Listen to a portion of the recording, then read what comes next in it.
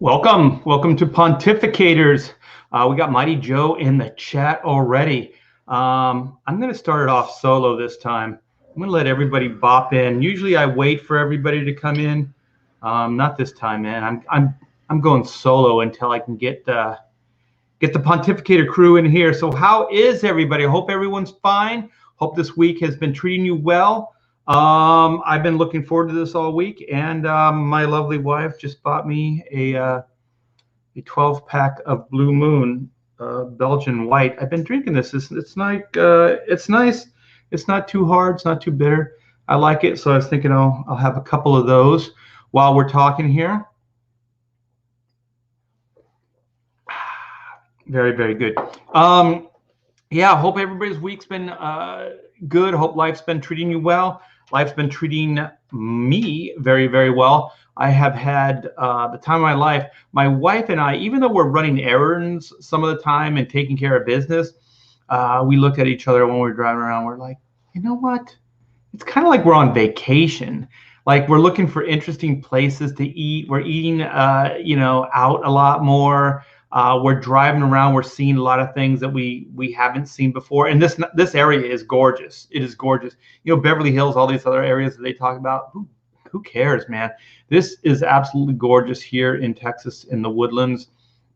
It's fantastic. So we are very, very lucky and very happy to be here in Texas. And also, God, what is it called? It's called Space Cadets or something like that. I actually met some comic book people here already. So there's a comic book shop called Space Cadets, and Jen, I don't remember her last name, but she runs, and she has a YouTube channel, EXP or something like that.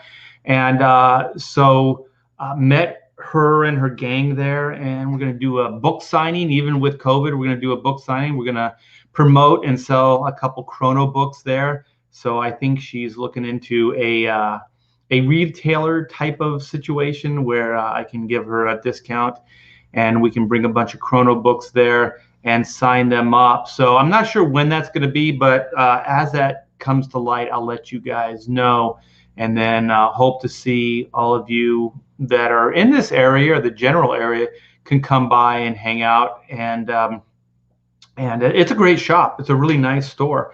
And just have some fun. Just have some fun. So before the crew gets in here, I wanted to pimp my own book. I haven't done this in a while. I feel like I've been letting Chrono Mechanics down. As a creator, one of the things we want to do is try to get our book into as many hands as possible. So one of the things I'm going to do is see if I can make that happen. So that's the dealio right now. So hey, we got Zaid. We got Zaid Comics in the house. We got Mighty Joe. We got Shadowhawk. We got a Simonon 7. Nice oodles of doodles back there. Oh yeah.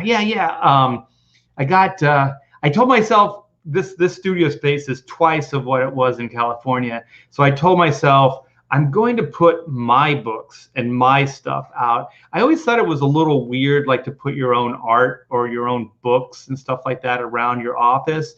But I'm going to do it. I'm going to do it. I feel like I've earned it.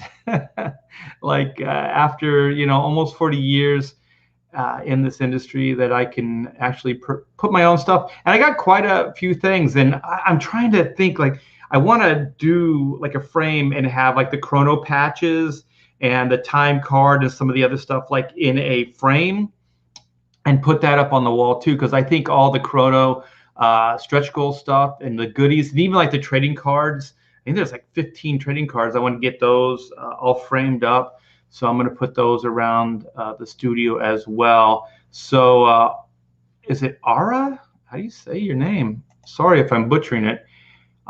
Era, hi, welcome, my friend. We got Art9 in the house.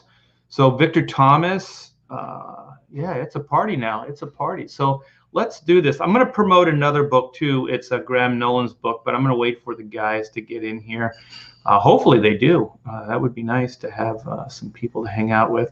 All right, let's do this. Let's talk some Chrono. Let's do this. All right.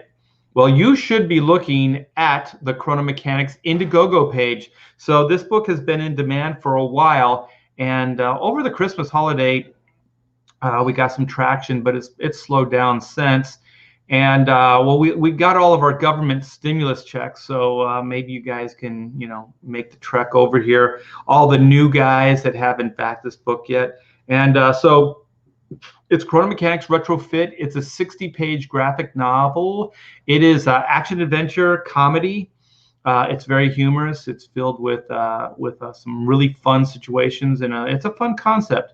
So they do more before the dawn of time than most people do all day. Chrono is at 50,743. That'd be awesome to get this to 51. I'm really starting to think about what to do with this page. I was going to kind of revamp it and add some stuff, but I'm starting to think that maybe I'll pull it down soon, because Black and White Volume 2 is going to be happening within the next month or so.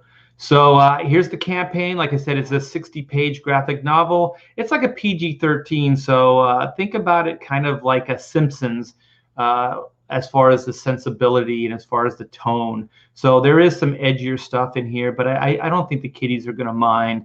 I do believe it'll go right over their heads. But I do need to advise parents if they're thinking about getting this book for their kids. But I think kids will have just as much fun as adults. It's good, clean fun. So here they are. This is the Chrono Mechanics. So this is Team 9.2 of Sector 7. So if you notice, there's 4 of them that are powered up in their mechanics suits. And then there's one stray, and his name is Doug. And he is, or I should say Doug, a.k.a. just D. So he is a 70s rock star. And one of the things about the mechanics is they have a core self, and then when they go to work and put their suits on, they become the mechanics. So they actually power up when they put the suits on. So it's similar to Shazam. So they don't say a word, but they do kind of suit up, and then they morph from their core selves to these mechanic forms. So I thought this cover would be fun because you could see that, Doug is kind of a frail looking dude, and he is nowhere close to being a mechanic. So I thought that would be one of the fun things. So they actually put on the suit, and the suit protects them and gives them there's a certain level of imperviousness to danger and to being hurt. So the suits provide some protection, and they do have a little bit of extra strength and stamina, and that helps them do their job, because their job is to fix time itself. And in this concept, this idea, time is literally a big machine. It's a nuts and bolts cosmic clockwork machine that was built into the very fabric of the universe when it was created. So this satellite out in timeless space is Chrono Incorporated. So this is the offices and the repair bays and everything for the operation.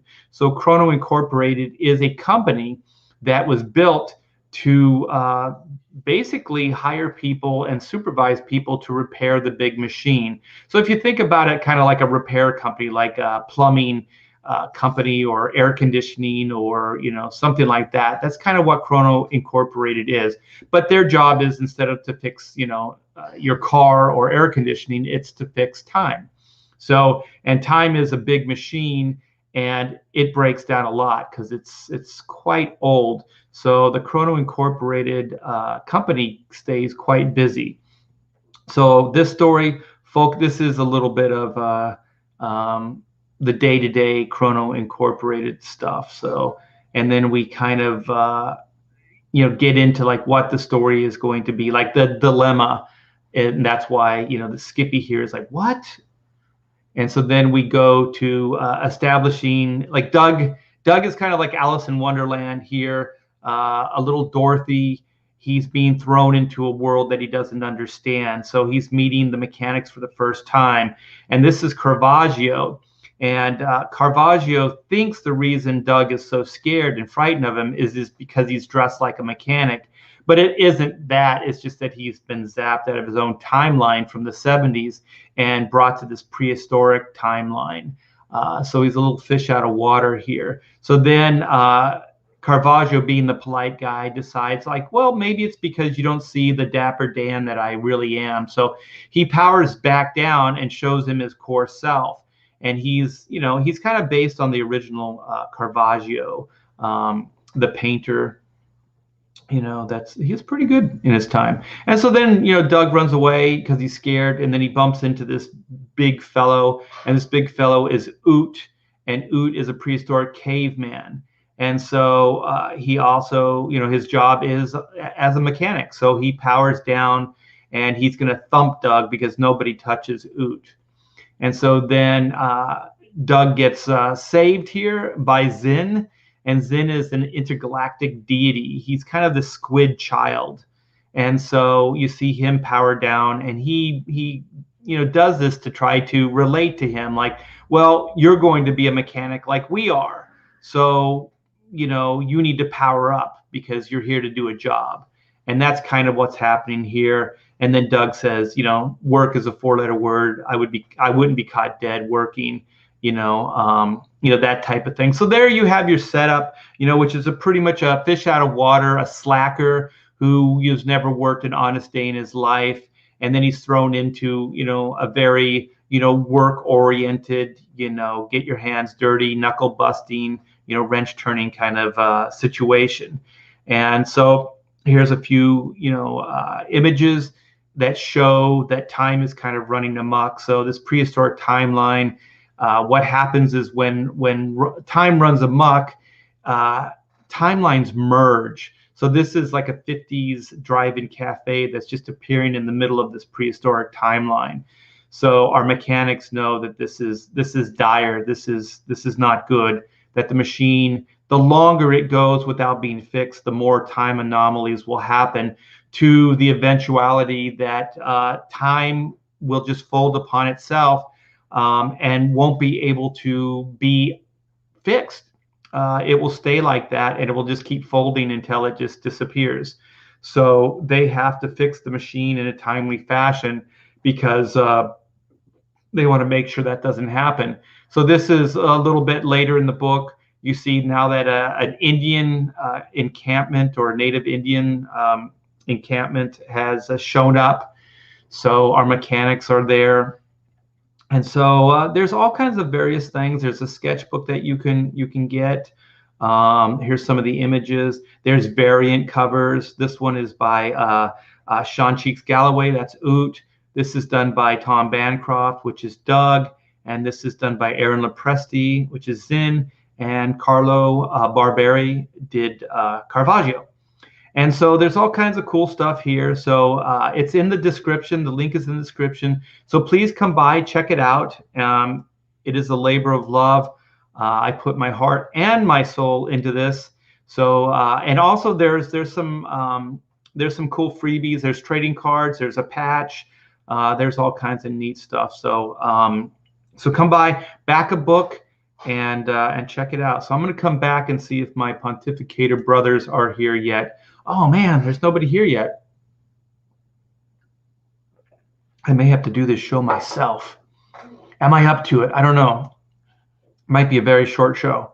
I think the time is starting to mess, because I used to set the show up in California time, so it'd be 6 o'clock my time in California.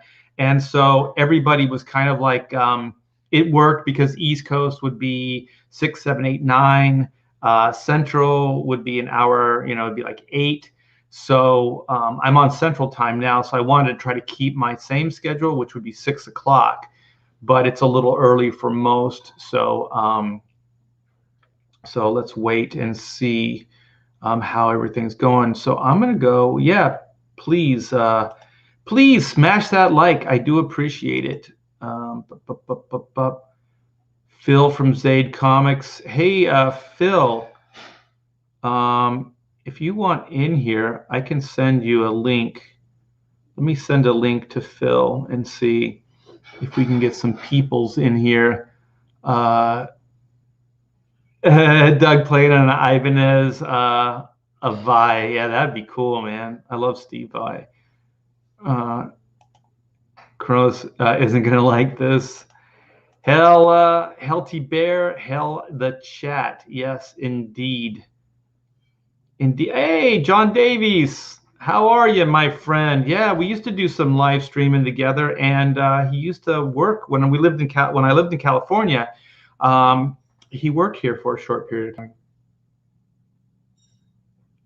He's a really talented dude, and also I think we did the Versus show together. We had a YouTube show with Taylor Grosso, and it was called Versus. We can't do it anymore because we can't play trailers, but we would play new trailers for upcoming movies, and then we would just do like Versus, like which trailer do you think is going to be, which movie is going to be better, this one or that one. So we would kind of do a pros and cons of the movie, and John was really fun in that. Oh, I gotta send Blue Samurai a link. I forgot to do that. Let me see. I think I still have it. There we go. There we go. Just sent it. So while I'm here, I think I'll see if I can get Phil in here. Yeah, there's a little behind the scenes drama with the Pontificators. So I'm not sure who's kind of part of it and who's not anymore. There he is, Philip. All right, Phil, I'm sending a link. So if you're still in the chat, hop on by. What we're thinking of doing, this was Bob's idea. There's Blue Samurai. How are you, brother? Hey, I'm feeling better than earlier. My head is doing way better. So yeah, thanks. I'm good. Your head was about to explode, you said. Yeah, it felt like glass being shoved in one side, my eyeballs popping out, and it was a bad headache. Ow. Ouch. That's not good. No. Yeah, so actually it was Bob's idea, Comic Bob, and he said that we would just kind of talk about things we're looking forward to in pop culture. So comic books, movies, just about anything. And so I thought that would be a really cool, upbeat show to do. Oh, you want upbeat? I'm out of here. Okay. Oh my God.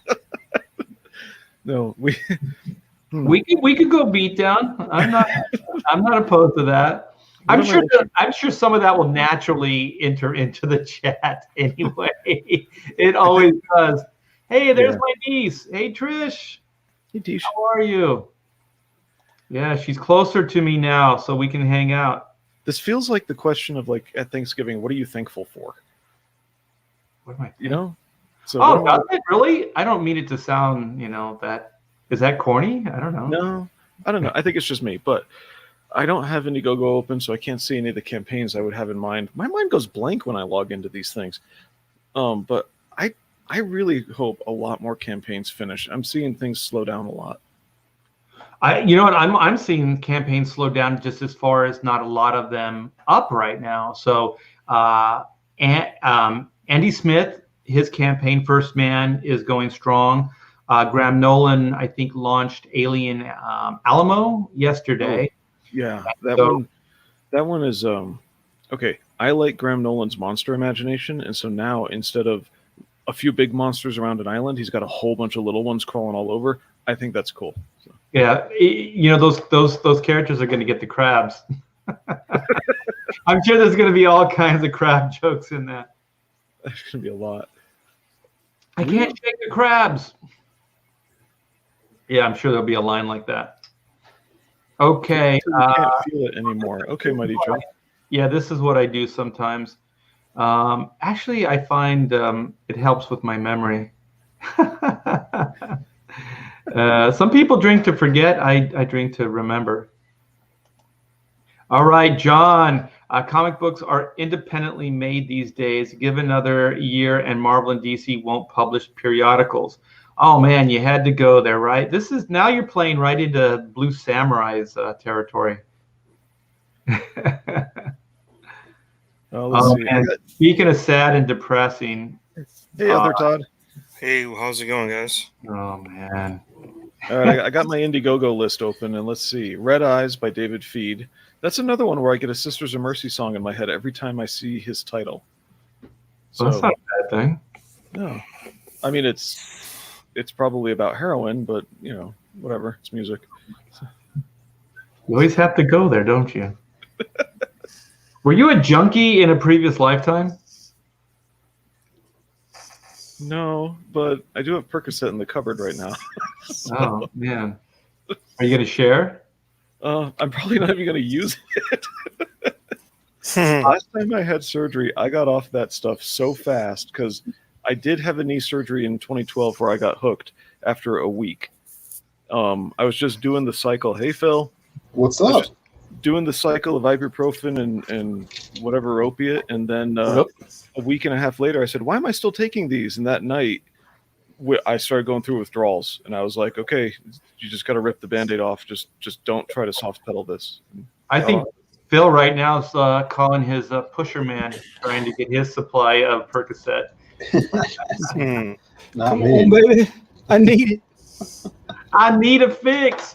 All right. Well, we got Todd Mulrooney in, and we got Comic Bob, and we just added Phil Diaz to the mix. So this is a great show. Yeah, you caught me at work. My brother's going to pick up a TV from Best Buy and some Popeyes, and then I'm packaging up a package to ship out a book. So Popeyes is the shiznit.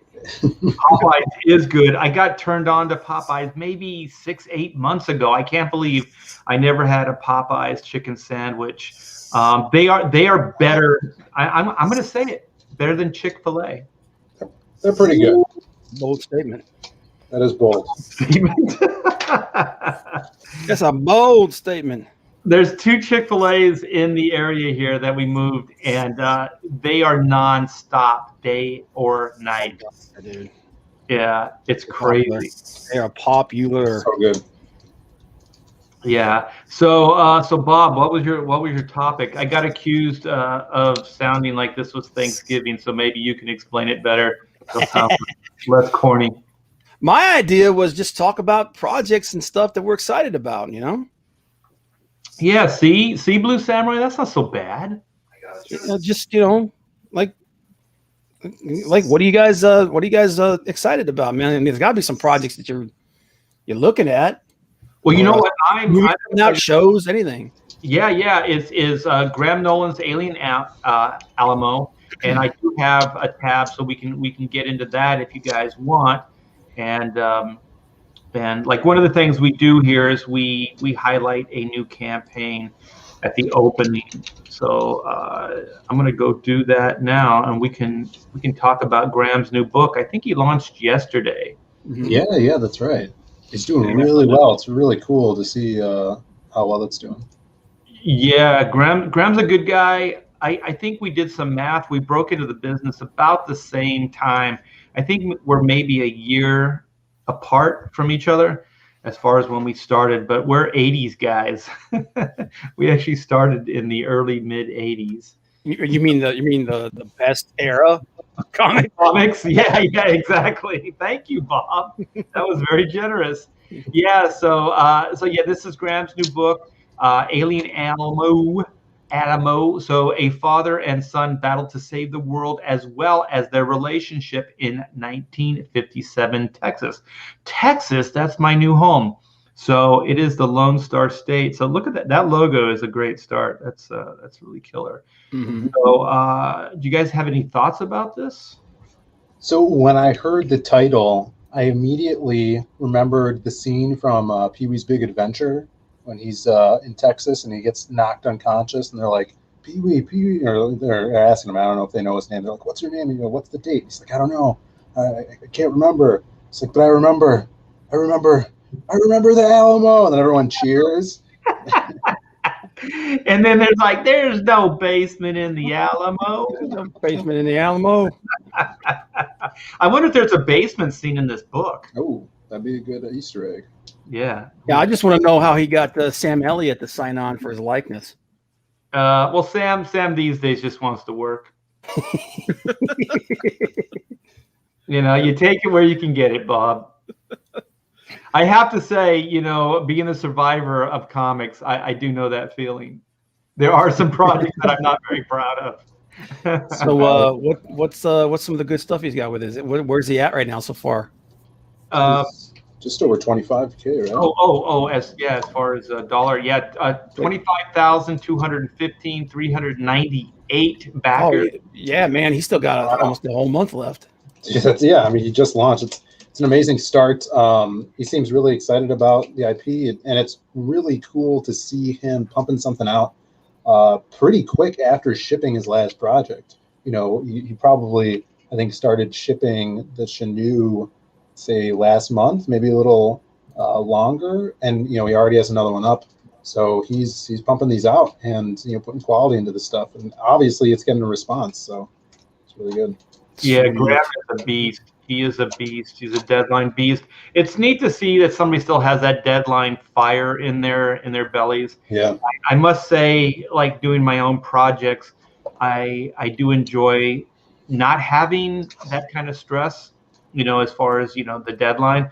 But, he is not messing around here. So he's taken that same discipline and bringing it into, these IPs. And so Compass Comics is his company. And it looks like these guys are fighting alien crabs. Yep. Yeah, they look crazy. It's cool that they're like creepy crawly aliens rather than like a being. And it'll be interesting to see if there's like a head honcho of the aliens. Yeah. It's like what was that movie? You remember that movie with George Papard, Damnation Alley? No. Okay. All right, it's where they basically it was like a post-apocalyptic movie. Yeah. And they made these like armored RVs, these armored awesome. to get from one place to the other, and because the world was overrun by these radioactive cockroaches. I do remember that. Remember that, dude? That's what this reminds me of, man. Yeah. It looks great, but see, the thing is, like individually, they're not that threatening, but you have billions of them. Yeah, it becomes problematic. So it looks great, and also what's amazing about Graham is he goes from like blizzard to like desert. Yeah, very drastic. This gives me like a Tremors vibe too, just the scenery of it and the setting. Which I love Tremors, and I love a lot of the spin-offs too that they did with who's the survivalist in the basement? What was that character's name in Tremors? But they did a bunch of spin-offs. Bert. Bert and Reba. Yeah, what's his name? I can't remember his first name, but his last name was Gross. Yeah, the actor, from Family Ties. Yeah, they've done some great Tremors. What did he call them? Like, there's all kinds of different sequels, and like they like evolve and stuff. Yeah, exactly. Yeah, they all change. Number, yeah. So if you guys haven't checked that out, I think for Christmas my daughter gave me, like a DVD collection of all the movies. Oh yeah, that's awesome. I got to sit down and just kind of watch them all in one setting. But yeah, so this looks great. There's an Aaron Presti variant. There is a Jackson or Butch Geist. In the day, he used to go by Butch Geist. Interesting story. I don't know if it's true, but if you look at comic books, there's a Jackson Geist and a Butch Geist. And from what I heard is if he's working as Butch Geist, he will not answer to Jackson Geist, and vice versa. Very method actor there. Yeah, I don't know what that's about. I don't even know if that's true. But I almost got to ink Butch on a Superman story way back when. So that would have been cool. He's definitely a major talent there. So yeah, everybody go check out Alien Alamo, and the link is in the description. Let's hit refresh, see if he's gone up. 398 backers, 400 backers. Yeah, he just got a few more. That's very, very cool. So 25,310 for Graham Nolan's Alien Alamo. Yeah. These covers, they have something going on with them. If you go up, wait, are you up or down? Go down. There you go. Down. Sorry. to that wraparound cover. I am having trouble picking a cover on this one, but our main character in the front there, mouth open in a particular shape, just a little slightly soy. And if we keep going down, oh my god, next cover, Blue. mouth open, but that butch cover, mouth is closed, much more manly. Very manly on that butch cover. Oh, I just want to say something, Blue Samurai. We're not supposed to critique the work unless it's good. I just want to give Butch a compliment. That's all. It's a long way around, I don't think there's anything soy about Graham. God damn it, Blue. Just that one mouth. No, yeah, you gotta. Sometimes you gotta push outside of your comfort zone. So, although one of the things I like about his critters in this is it along with everything else it reminds us of is those little creatures in Stargate, the TV show that were like. They were made out of little metal. It looked like they were made out of little metal Legos, but the replicators. Yeah, that's them. Yeah. Oh, there it is, Bert. Bert Gummer. Yep. Yeah. It's awesome. Yeah, they brought. I think he had a kid. Like they brought his kid into one of the movies, so that was pretty cool. Yeah. So, what are the things as far as that I'm looking forward to, and we'll do a round robin here, is I have been watching every day that King Kong versus Godzilla. Yeah. Really? Holy shit, man. Yeah. Wait, Bob, hold on. Okay. Do it again. Yeah. Yeah. Spank the monkey. So the thing is, before I saw the trailer, because I heard it was announced, but before I saw the trailer, oh shit, is that He's next. Wow. I am a big Godzilla fan, man. I think I saw the mechanized one at the drive-in theater when I was a kid. Yeah, but I was thinking Godzilla would win hands down, like Kong versus Godzilla. I'm thinking it's not going to be a very long movie, but they brought another element to where I guess they were like these ancient other beings, or they're fighting like this epic ancient battle, and that Kong has like some kind of magical like axe or something. Right? No, it's not that. He's smart, in comparison to the other monsters. So he's able to like that weapon he's using. That's just like a radio tower or something he grabs. Oh, is it? It's just a chunk of debris. And the reason why it's got energy comes is as Godzilla's blasting it with his nuclear breath, he's using it to block it. Oh, okay. I thought he was channeling the power, because I'm thinking as soon as Godzilla whacks him with that nuke breath, it's done. Like it's done deal. Like we're gonna have cooked King Kong. I heard, I don't know if this was in some other media or a previous film, that King Kong took one of the barbs off of the back of Godzilla and made it into an axe. I don't think he may have ripped one off and used it as a weapon. Yeah. I don't think he's smart. smart. You know that shot where he's leaping down, so you're saying that's a radio tower or something? It's some kind of debris, but if there is a scene where he rips it off of there, that would be even cooler, because that'd be dope. Yeah, that'd be cool. I just know that it's not like some kind of mystical weapon he has or anything like that. Well, I'm thinking he needs some kind of edge, because he could be smart all he wants, but it's just like one shot, and we're gonna have cooked Kong. So very short movie. there was a leak about what was supposed to happen in the movie. I'm not sure if it's true or not, but it's from the same guy that leaked the Wonder Woman 1984 script, and that was dead on. Okay. And it's good?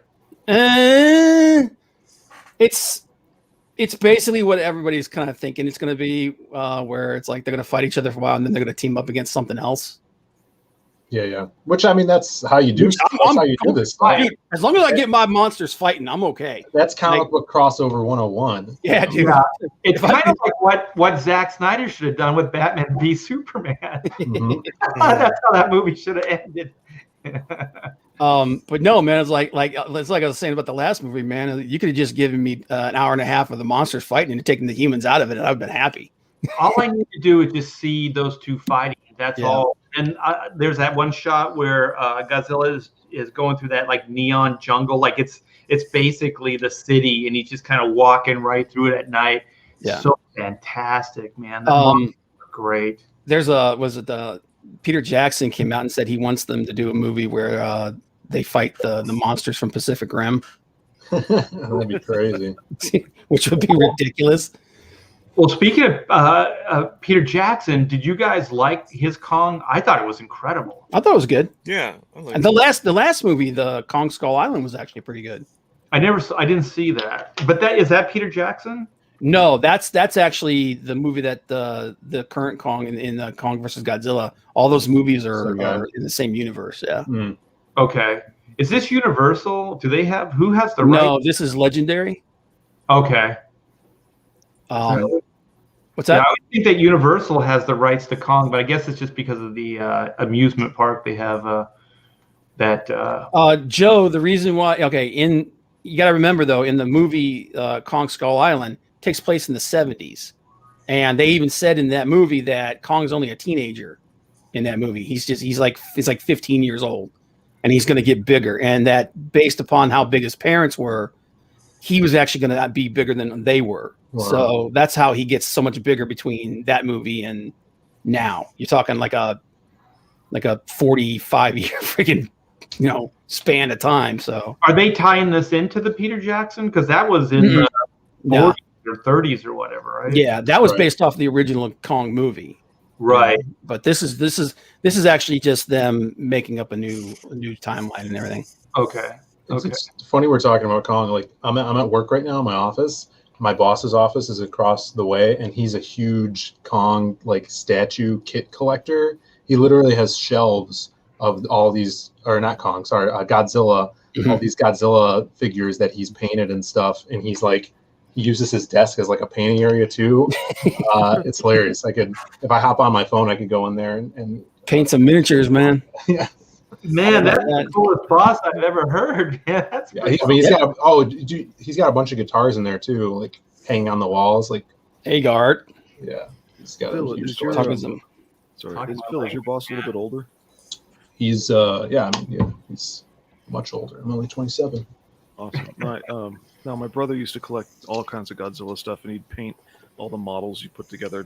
And you had to have glue; they didn't snap and all that. Mm-hmm. I remember he stuck a light inside one of his Godzillas, and it would lit up all the what do you call the things on his back? The things on his back. The dorsal fins. Yeah. The dorsal processes. Yeah. Anyway, yeah. Oh my God, that cool. Stuff is so beautiful. I wonder where he has it now. Yeah, I mean Kong. Well, actually, Godzilla is one of the best designed characters of all time.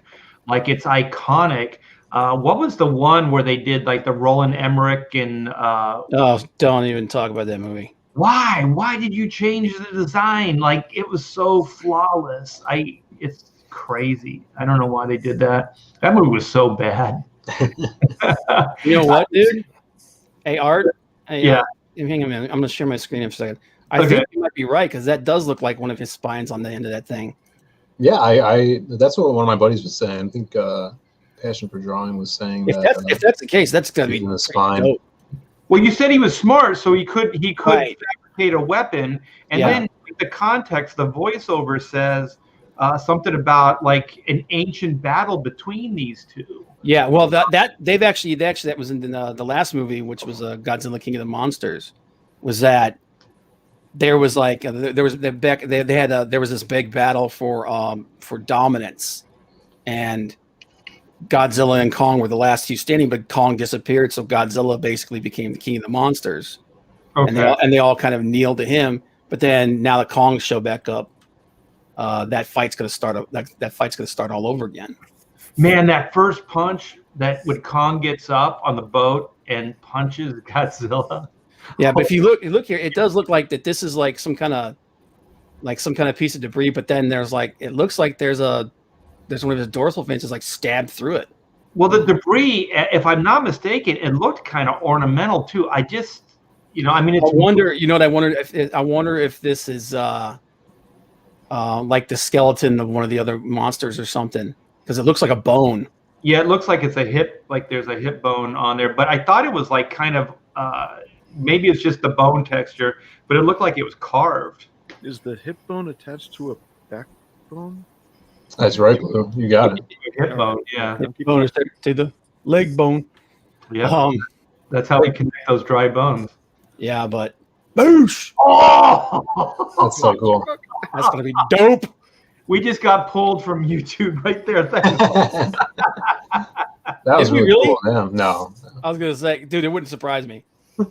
Yeah, I mean, they've been very militant about this stuff. I so want to, do stuff like that, play clips and things that you just can't anymore. Yeah. Yeah, that sucks, man. It's crazy because like you look at like websites like Twitch and you see like streamers, they're playing music all the time, but they got like 50,000 views and stuff, like people watching them play games. But some of them they get licenses to use that stuff. Yeah, which is cool. They can afford to do that. Yeah, for sure. When I started YouTubing a couple years ago, you could play the full trailer and not really even worry about it. And in the last 6-8 months, they'll strike your channel. Simeon said, "Forget Kong is an Ultraman would kick both their respective butt." Dude, there's actually a new Ultraman anime on Netflix. This is pretty awesome looking. I heard about that. Yeah, is it new? It's new. It's like I think it's like 2 years old. Oh well, there's something to look forward to. Yeah, I didn't know about that. I'll tell you two movies I'm looking forward to, man. They both have Nicolas Cage in them. One is called Nicolas Cage fan. I mean, there's people that bag on that guy, but this one sounds awesome, dude. This one sounds awesome. This is called The Unbearable Weight of Massive Talent. And the basics is Nicolas Cage is playing himself. Yeah, I heard about this. Yeah, he's a cash strapped Nicolas Cage agrees to make a paid appearance at a billionaire superfan's birthday party, but is really an informant for the CIA since the billionaire fan is a drug kingpin and gets cast in a Tarantino movie.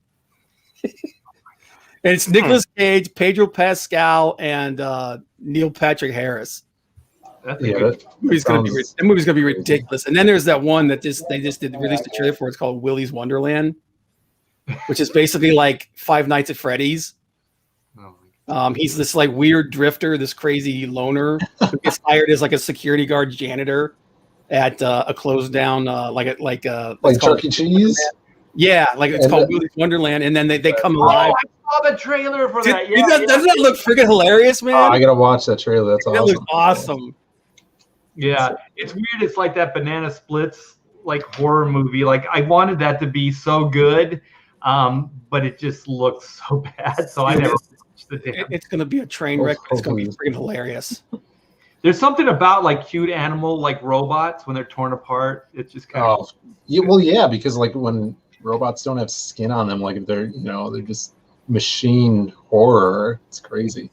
Yeah, it is pretty cool. I hope that's good because a lot of people like that genre, especially the Five Nights at Freddy's video game. Really, and they're supposed to make a movie. They're supposed to make a Five Nights at Freddy's movie. I wonder if they're going to be watching that, being like, "All right, this is bullshit." Like that's what the creatures look like right there. Oh wait, hold on. What happened? It was horrifying. Can you put it up again, Bob? I think so. It's still up. It's still up. Okay. There it goes. Okay. Those dudes got some arrows on. This dude's like taking him out. It's like the veteran. Yep. That's cool. It's your birthday. Oh my god. Dun dun dun. Hey, Art. Video game? Yes. I got to take off. I've got to go home and eat and stuff. But thank you so much for having me on, man. It was cool to see the link, man. Appreciate it. No problem. Hey, can you leave us with something you're looking forward to? Yeah, sure. I got it actually pulled up right here. It is a new campaign that's launching Sunday. It's The Ace by Edwin Acevedo. Okay. He's writing it. He's got art by Ebi Canales, who's doing the interiors. He's got a Donald DeLay cover. It's kick-ass. It's basically like this young guy finds a shooting star, like basically an asteroid that lands, goes over to it, and it's this kick-ass suit that goes onto him, and it's like this intergalactic military suit, and he becomes the Ace. And cool. There's space bounty hunters are after the suit, trying to get it from him. He has a cool backup story by Alan Alonso, who did an amazing job working for us on the Lost Pages with the Masquerade story. So check out. You can sign up for the Ace to get this badass trading card, and it launches Sunday, so be there for the launch. Yeah, so be there for Ace on this Sunday is the launch date. Yeah, launching Sunday on Red Gaze's channel. And also, Philip's book is The Lost Pages, and you're still in demand, right? Yeah, we're 7 backers away from hitting 500 backers, which is crazy. Oh, killer! Yeah. So you guys get on that. Check out Philip's new book, and the Ace is going to launch this Sunday. So thanks a lot, Philip, for coming in. Yeah, thanks for having me, man. And we'll catch up later. See ya. All right, brother. All right, I'm going to get this before it passes me by. I think there's a super chat, and I can't find it. It's from D Geek Art. D Geek Art. All right. So for $5, thank you so much, Elizabeth. The Five Nights of Freddy's movie is on hold at the moment. The storyline is complicated, and they haven't decided what part to use for the film. Okay. Yeah, I saw that, but I was just wondering what they were thinking when that movie came out, because it's very similar idea. So I'm just kind of curious as though like how they're feeling about that movie, that Nicolas Cage movie coming up. But I think it looks hilarious. Yeah, I'm sure somebody will be sued. Yeah, always are. Somebody's gonna be real upset, man. Hey, we got Stefani Renee in the house. So very, very good. What is it? Is Moriarty? What is his? I can never say the last. It's Thomas Moira. Mora. Yeah. So his book, I believe, is in demand as well right now. So he's a brilliant artist, and he and I are doing some stuff together. And we worked with each other in the past. I had no idea until he started coming into the Comicsgate chats that we worked with each other on a Chrono Mechanics story way back when. So that was cool. Yeah. So we have Skits too. We have Michael. What's up? Skits is in demand as well. So go check out Skits' book. I'll tell you a book that I'm really, really excited about, man. And we've only seen little teases, but Ken Rocafort's Groken. Oh, dude, I can't wait. Dude, that guy he's one of my favorite artists of all time, man. Yeah. And I'm just going to tease this. Kenneth and I have done some stuff, and we're going to be showing that off soon. Nice. So I've been doing a lot of stuff behind the scenes. Yeah, he's got some little teases. He's got some little teases for it. Is that what this is? That's what this is. Yeah. Stuff, it makes it sound like we've done things, man. Like, commit crimes. I seen some shit. Yeah, we've done some stuff. Yeah. But if you guys have ever seen, like, anybody that has never seen any of his stuff, man, definitely go check it out. But I'm gonna drop the link to his pre-launch page. Yeah, he's a good guy too. Yeah, I did a run with I think Tyler Kirkham on Teen Titans, and he did all the covers, and they were just gorgeous covers. I mean, just look at this stuff. My God! Now imagine doing a whole freaking book that looks like that. And this is all hand done, so he's doing. He can do digital color, and he can do the practical color as well, and it equally looks as good. Brian, he's launching. I think he's launching this Friday or Saturday. Oh shit! I'm gonna have to save some money. Yeah, I'm gonna get it. This is one of those campaigns I'm gonna be like buying everything in it. Yeah. So Todd, what are you looking forward to? As far as movies, geez, I can't think of one that really. Jackass Part 4. No. My daughter's a big. She's weird, man. She's a big jackass. Dude, I love those movies, man. They were just so stupid and ridiculous. And the fact that all those guys are like in their 40s and 50s now, and they're gonna do another one, is ridiculous. Yeah, somebody got hurt in the first week, and they're realizing maybe it's not a good idea. Dude, that's the reason why Johnny Knoxville, like, he retired. Because he's like, all these injuries caught up with him, man. And he was like, dude, I'm all messed up. Well, I He was thought really Godzilla was going to become a major actor. Like he had some Hollywood star power. He had some energy behind him. He was in a couple movies with The Rock, yeah. Yeah. And then all of a sudden he just stopped, and he's like, "Oh, my body can't take it." He was the only one trained. He went to rodeo clown college, yeah, or something like that. Rodeo clown When school. you said trained, I was thinking like Juilliard or something like that. Like, And he was a trained stuntman. He did both of those things in his life. Yeah, so he was the only one that really was, acclimated to getting like how to fall, how to, save yourself, and everyone else was just you want to see those guys get jacked up. Art, we all know that you're excited for the remake of West Side Story, so you don't even front. West Side Story's getting a remake. It's going to be released this Christmas. No way. Next, Sound of Music, revisited. Yeah. No, don't get into these musicals. Matrix 4. Your buddy Carlo is killing it on Spawn. Oh yeah, those pages. Those were nice, man. Yeah. Very Maybe nice. Knocking it out of the ballpark. He could use a better inker. Just kidding. Hint.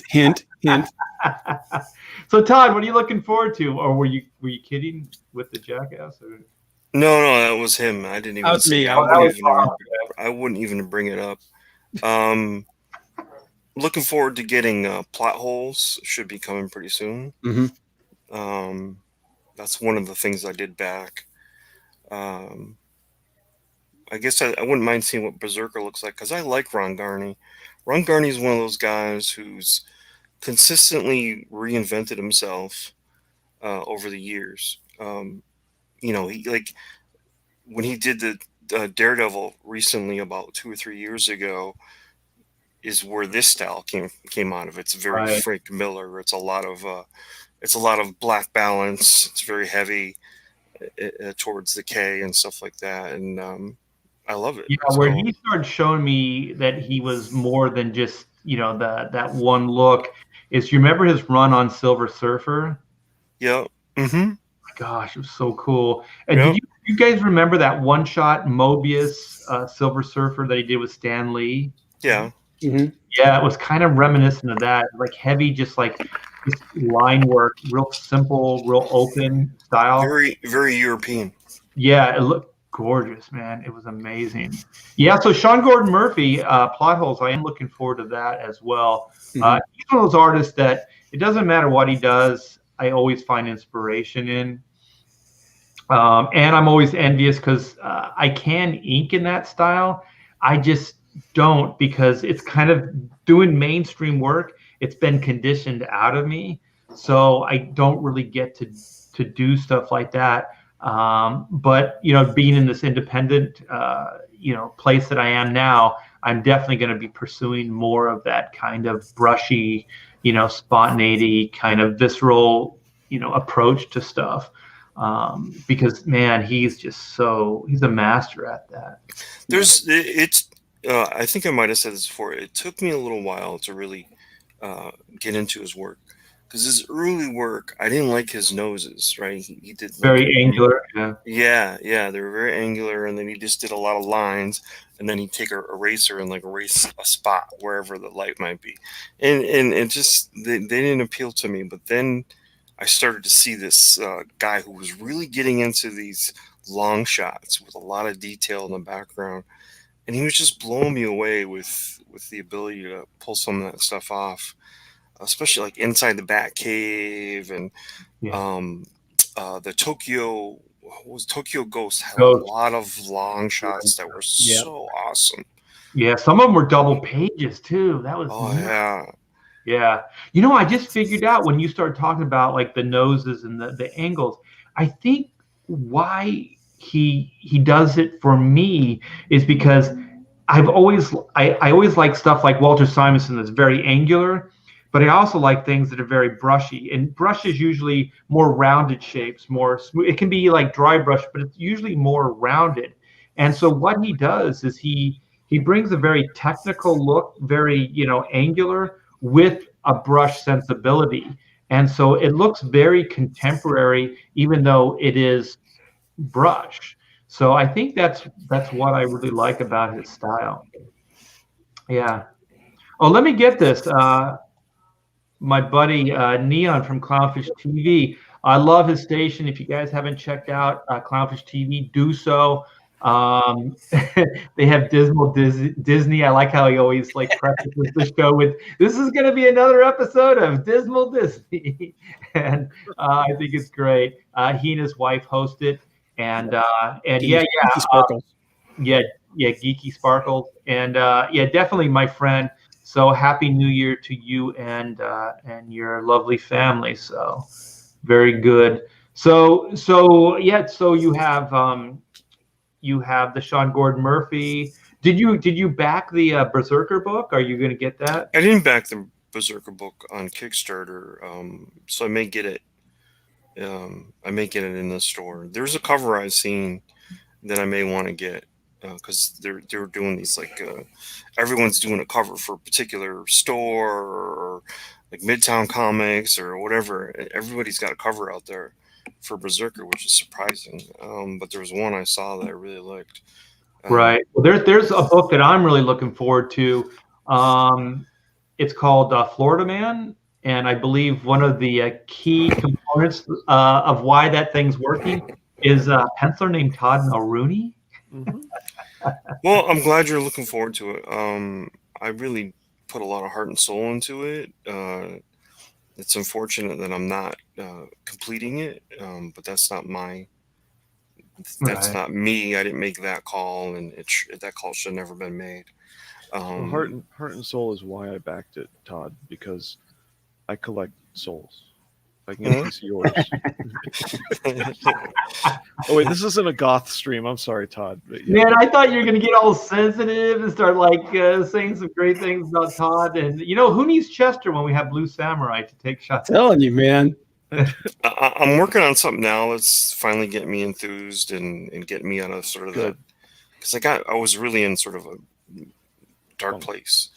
Yeah, a funk, definitely a funk, and I wasn't even drawing and stuff like that, but I've been getting out of that funk and working on something that is going to be 90% me and 10%. I'm going to bring in a co-writer to help me kind of make it all work better and find the flaws and stuff, but it's going to be a lot of me. Todd's bringing in Alan Moore for the 10%. Just to touch it up. Yeah, just to help out with the dialogue a little bit. Hey, Todd, I just noticed. Sorry. The person that I'm going to be working with, no, he's going to be, as far as the writing go, I'm going to supply sort of an outline and where I want to go, and he's a really smart kid, very good writer, and I'm going to push him to really get something out of me and me get something out of him. You're going to push a kid. I like that. Mm-hmm. Todd, go ahead, Blue. Something, not to be superficial, but is your camera flopped or are you left-handed? I'm left-handed. Cool. He's freak. Yeah. It's the hand of the devil. He's of the devil. Okay, well that's two of us then. Nice to meet you, Todd. Hey. Yeah. He is yet another one of the soulless ones. We should have a show where we actually draw left-handed and Todd has to draw right-handed. We want to have a show where we all draw like 5-year-olds then? Okay. That could be hilarious. It's gonna be awful. That's like Ethan with his foot drawing. But we have to do some serious drinking because it's the only way it's going to be fun. On that art. Oh, look at a shot at Alan Moore. Moore is overrated. Yeah, but come on. Luttery said he's only going to be responsible for 10% of his new project. So I mean, Come on, man. Todd will overcompensate for Alan's shortcomings. No, but it's good to hear you're working on something new. Right out of the bottle now, man. He's not even pouring. Yeah, I'm in definitely creative mode, and I'm creating the characters and working on that kind of stuff, and it really helps to get out of a funk to kind of get going. Because I knew what I wanted to do. I knew what the gist of what I wanted to do, but I just couldn't get started. I was having so much trouble getting started. Like I was just doing the same thing every day, and it wasn't amounting to much. That's how I feel about my whole career. But so another book that I'm actually looking forward to, I don't know if you guys have seen this, is that Robert, the graphic novel. Yeah. Hey, you guys, I got to go use the restroom. I'll be right back. Oh, damn it. I was going to share this great. We know where he's going. Kill him, Art. Florida Man, it kills me not to finish that, because we were coming up on some stuff that it already played it out in my head. I was working the hard part of the script, but the girl in the wrestling scene, and she trains with a wrestling bear and stuff. I had that stuff so ready to go and so worked out in my head on what I wanted to do, and that's it's unfortunate. It's really stupid. The people that they got to work on the book don't even match up, as far as like style. It'll be a visible change then. Oh, yeah. Absolutely. Unfortunately, that kind of stuff happens, A big reason I backed it was because the art I saw was good. It was there. But that just means whatever you got coming next is something I'm going to take a look at. Yeah, I'm going to be really careful who I work with from now on, so that I would never ever let that happen again, where I start something and don't finish it. If I ever work with somebody that I even sniff that it needs a contract, I'm going to get a contract, because that's not something you want. It even makes me look bad. You know what I mean? As far as like what happened? Why couldn't you finish the book? So I feel like, wow, this is really bad on your reputation. It's bad on Mike's. It's bad on mine. This stuff happens all the time, Todd. When I was on the X-Men, it would break my heart. I used to have to give up Jim Lee pages. You know what I mean? Like, this stuff happens. I remember we were deadline bound on one of these X books, and you guys will know, being like, it's historical now. But there's a last page of an X-Men book, and it's Magneto. It's the Magneto spread. It's like a full page, and he shows up for the first time. Well, that was the next page I was to ink. But they were like, oh, we're behind the, schedule, whatever. Would you mind if Scott inks a page of the book? That was the one page that Scott inked, and it was the key killer page. So, you know what I mean? That stuff happens. It really does. So I wouldn't get too hung up on it, and you're a talented guy. You'll move on. Your next project will be bigger and badder than the one that you just, walked away from. So I wouldn't worry about it. So Bob, what do you got? I got another one here. Hang on one second. I'm going to pull it up here for you. But Fairy Quest from Paul Jenkins, with art from Humberto Ramos and Mike Bowden. Oh, it's not Francisco Herrero? Mm-mm. Okay.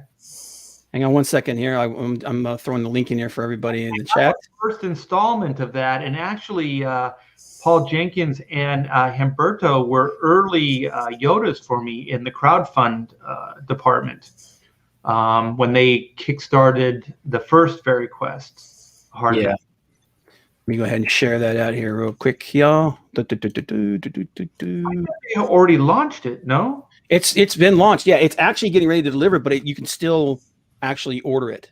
Oh, so cool. If you want to get in on it now. Well, that's what I'm doing first thing tomorrow. They're only $6,000? That's what I'm saying, man. A book, something that amazing. Look at that art. Holy shit. I mean, my God, man. It's beautiful stuff. Beautiful, beautiful stuff.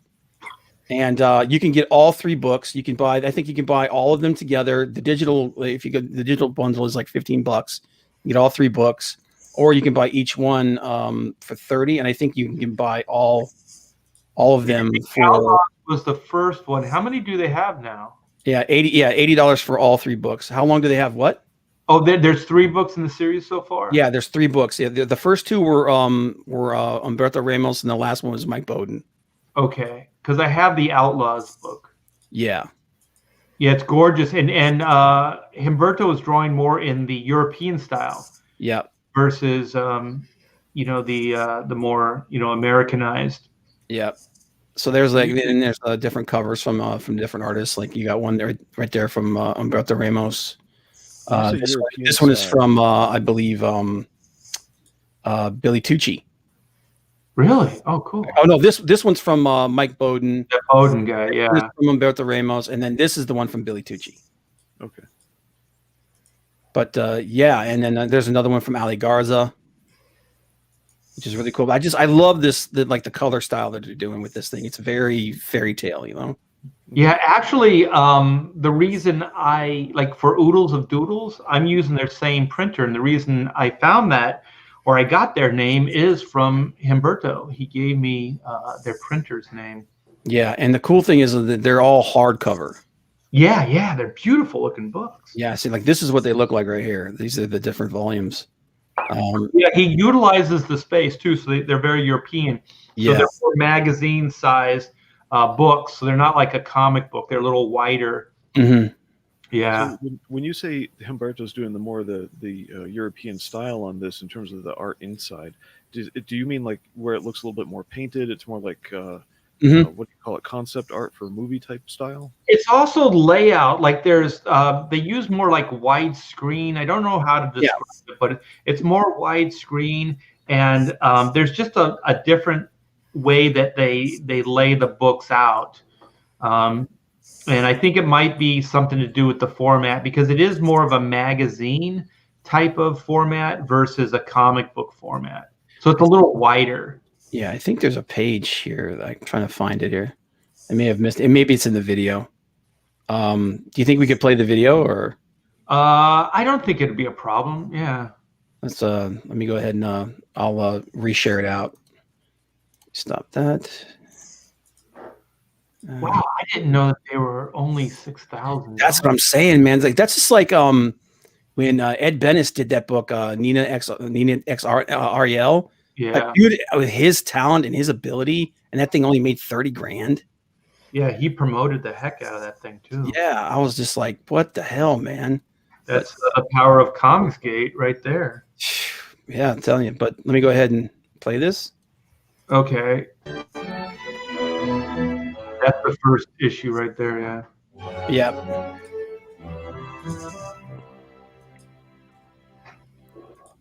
And Berto's a great guy too. I mean, he's a really generous dude. Hey everyone, on behalf of Meta Studios, I'm Paul Jenkins. Paul Jenkins.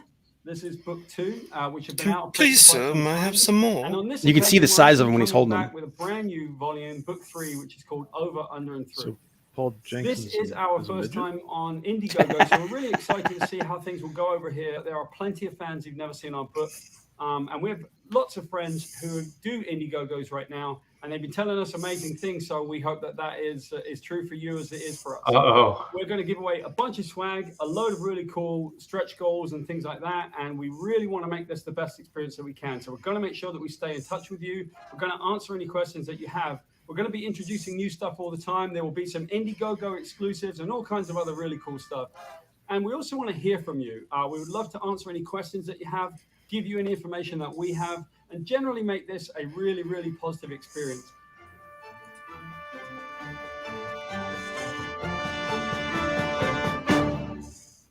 Bump. Yeah, that looks great, and they're all great people. What is that? I can never say the designer, the colorist's name, but just brilliant. I wanted so bad to get See here. them to color one of my pieces, but it just didn't happen. Leonardo Olea. Olea, yeah. But yeah, man, I've been tracking this for a while, and I'm like I said, I'm about to pull the trigger here. I'm picking up the $80 bundle, which has all 3 books. Mm-hmm. So and then like I said, he's got some cool little things that he added to it. I think there was a sketchbook or something that they added as well. But just looking at these books, they're just pretty, man. Yeah, they're done very, very well. They're well thought out. But yeah, that's one of those projects I'm looking forward to. Yeah, I'm gonna pick one up too. Yep. Yeah, I got to get this. I fell in love with Humberto's stuff back when Cliffhanger was out. Crimson. I love Crimson, man. No, not Crimson, but I'm not Cliffhanger is the brand under Wildstorm, but it was the story Out There. Out There, yeah. I think Crimson was part of that as well, wasn't it? Label wise, yeah, but yeah, that was Cliffhanger was his first one was that, and then Out There was his second, and I think that was also Cliffhanger. But Out There, didn't it have that was Francisco Herrera too? After a while, wasn't it? Let's see. I can scroll down and find out for you. Maybe he just did some variants. Francisco's a hoot to hang out with. They were both there. Just a little extra for that Lou Ferrigno story that I told some months back is my two buddies that helped pick me up after Lou dumped me at a Comic-Con. We went out drinking later that night, and it was Francisco and Humberto, and they were both like, "We can jump him. We'll take Lou down." If you want. And we went to a wizard party after, and those guys they were like heckling Lou and stuff like that at the bar. It was pretty funny. I'd never want to fight somebody. Okay, after being blindfolded to do martial arts, I'd never want to fight somebody who had some kind of perceptual disability, because it means they're already trained on paying attention to everything else. So. I think if you throw a bottle at somebody's head, Oh yeah, that's a quick way to do it. Yeah. That's an easy in and out. Yeah, method.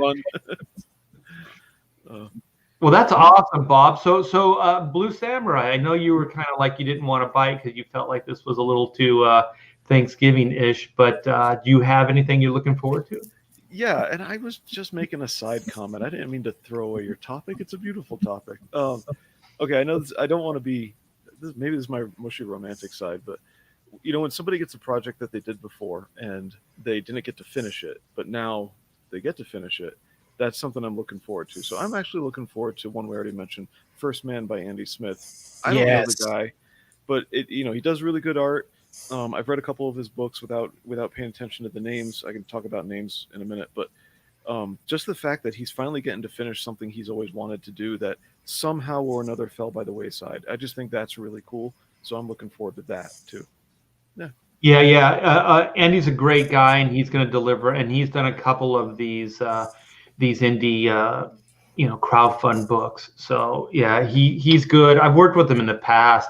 It's funny because he's one of those guys that I wouldn't say I've done a lot of work with him, but through our careers, we've kind of bounced in and out of different projects together. So I've done quite a bit of work over Andy's pencils as far as inking.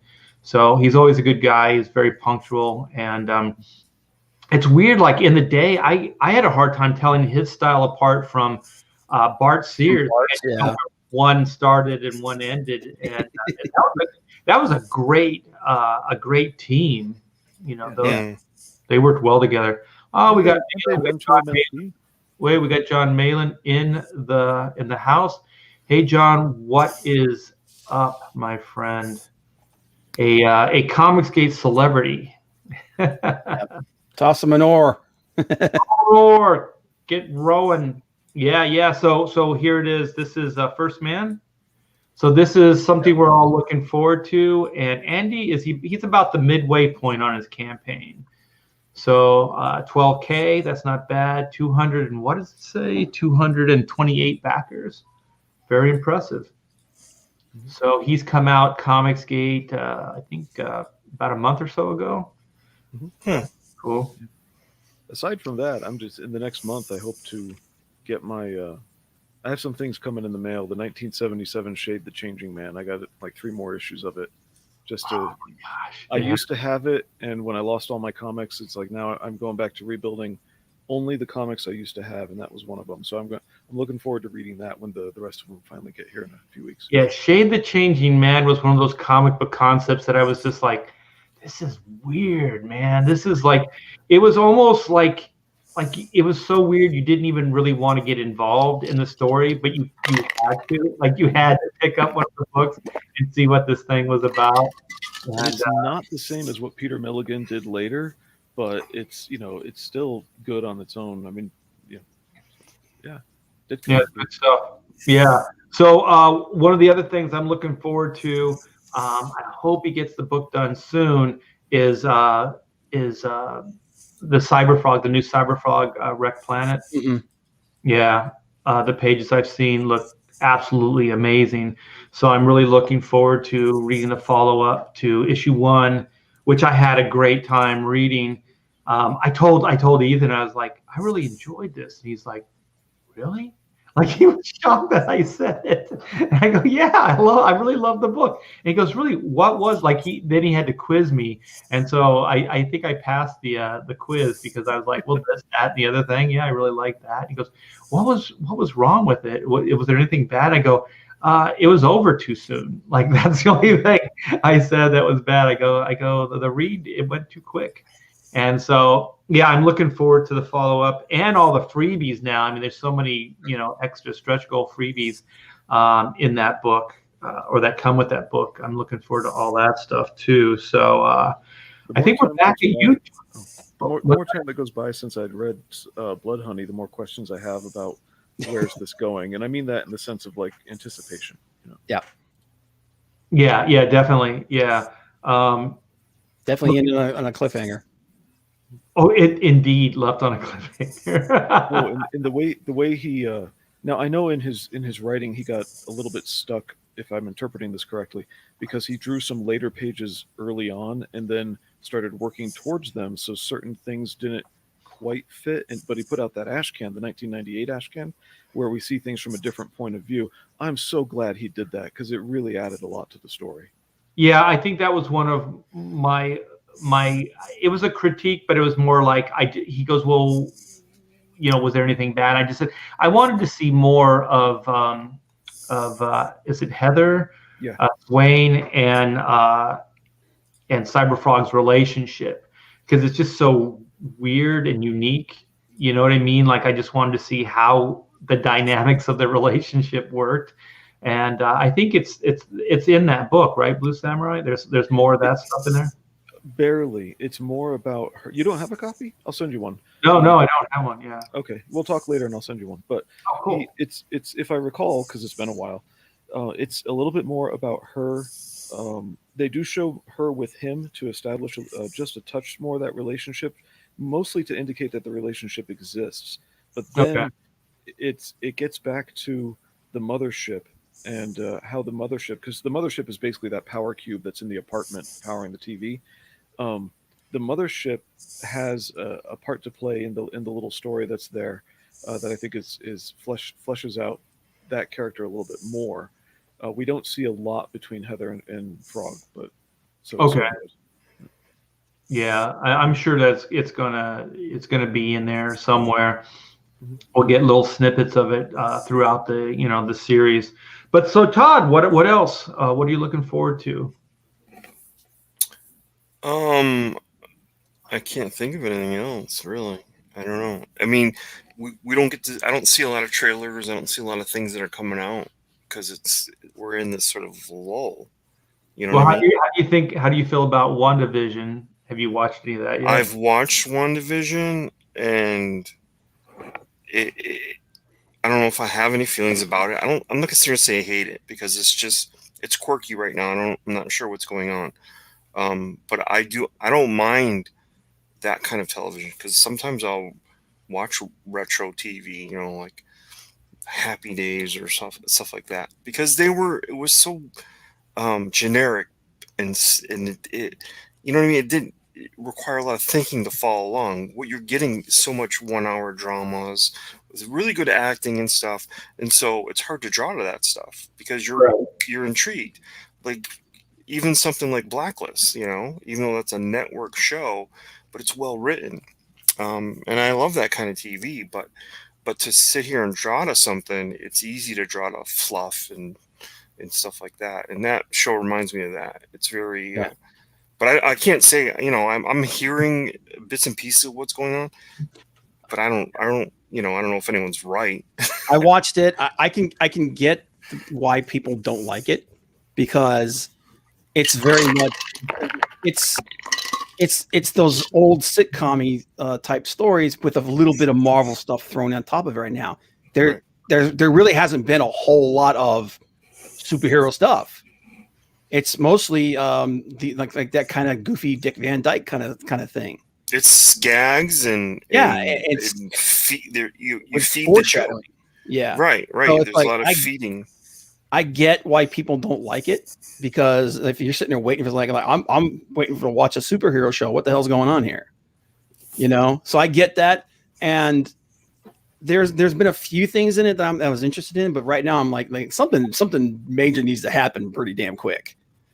Yeah, there's only 2 episodes so far, right? There's 3. Yeah, the third episode actually had the most kind of superhero stuff. They're actually starting to leak little things, but it still wasn't very much. And that's why I said, like, look, I gave this a couple episodes. I get the little nods and the little hints here and there and all that stuff like that. But man, you need to get into the meat of this thing, because I'm starting to get bored.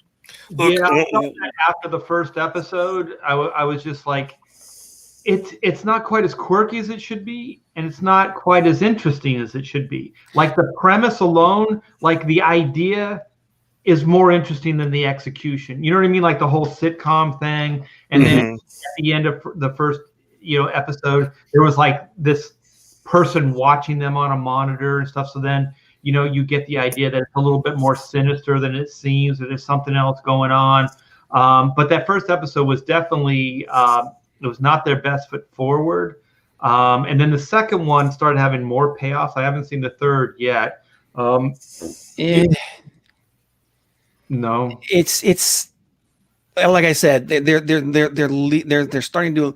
They finally actually started to allude to a little bit of what's happening in the third one, because the one lady actually realizes that Vision is supposed to be dead, and that her brother was killed by Ultron. Okay, she actually says that, and then it's like it kind of starts making things messed up.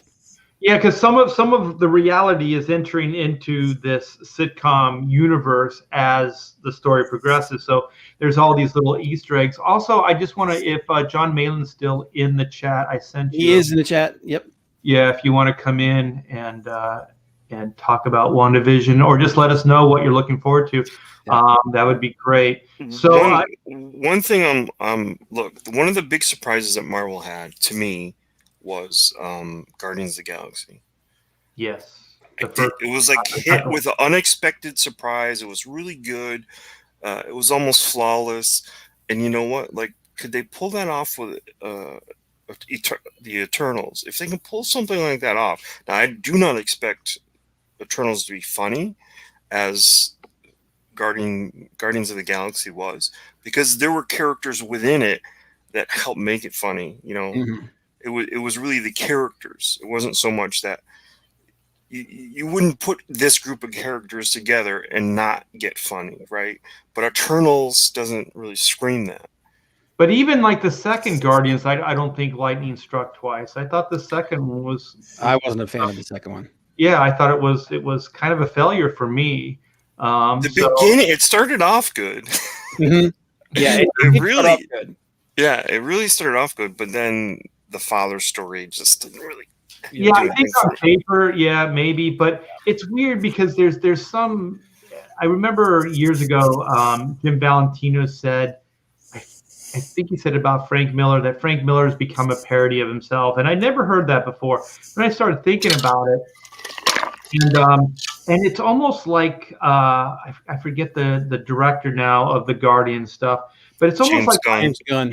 By the second Guardians, it was almost like it was a parody of the first Guardians. It didn't feel as sincere and it didn't feel as grounded as the first Guardians. It felt like a parody of the Guardians, or what you expected the Guardians follow-up to be, but not really. It didn't feel sincere. So I think for me that was the Guardians thing. But I don't want to get in like a critique thing. I'll be right.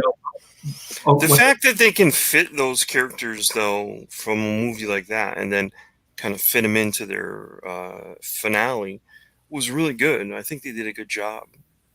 I think it was good. So are you looking forward to the Eternals? I'm hoping that I get one of those pleasant surprise. Yeah.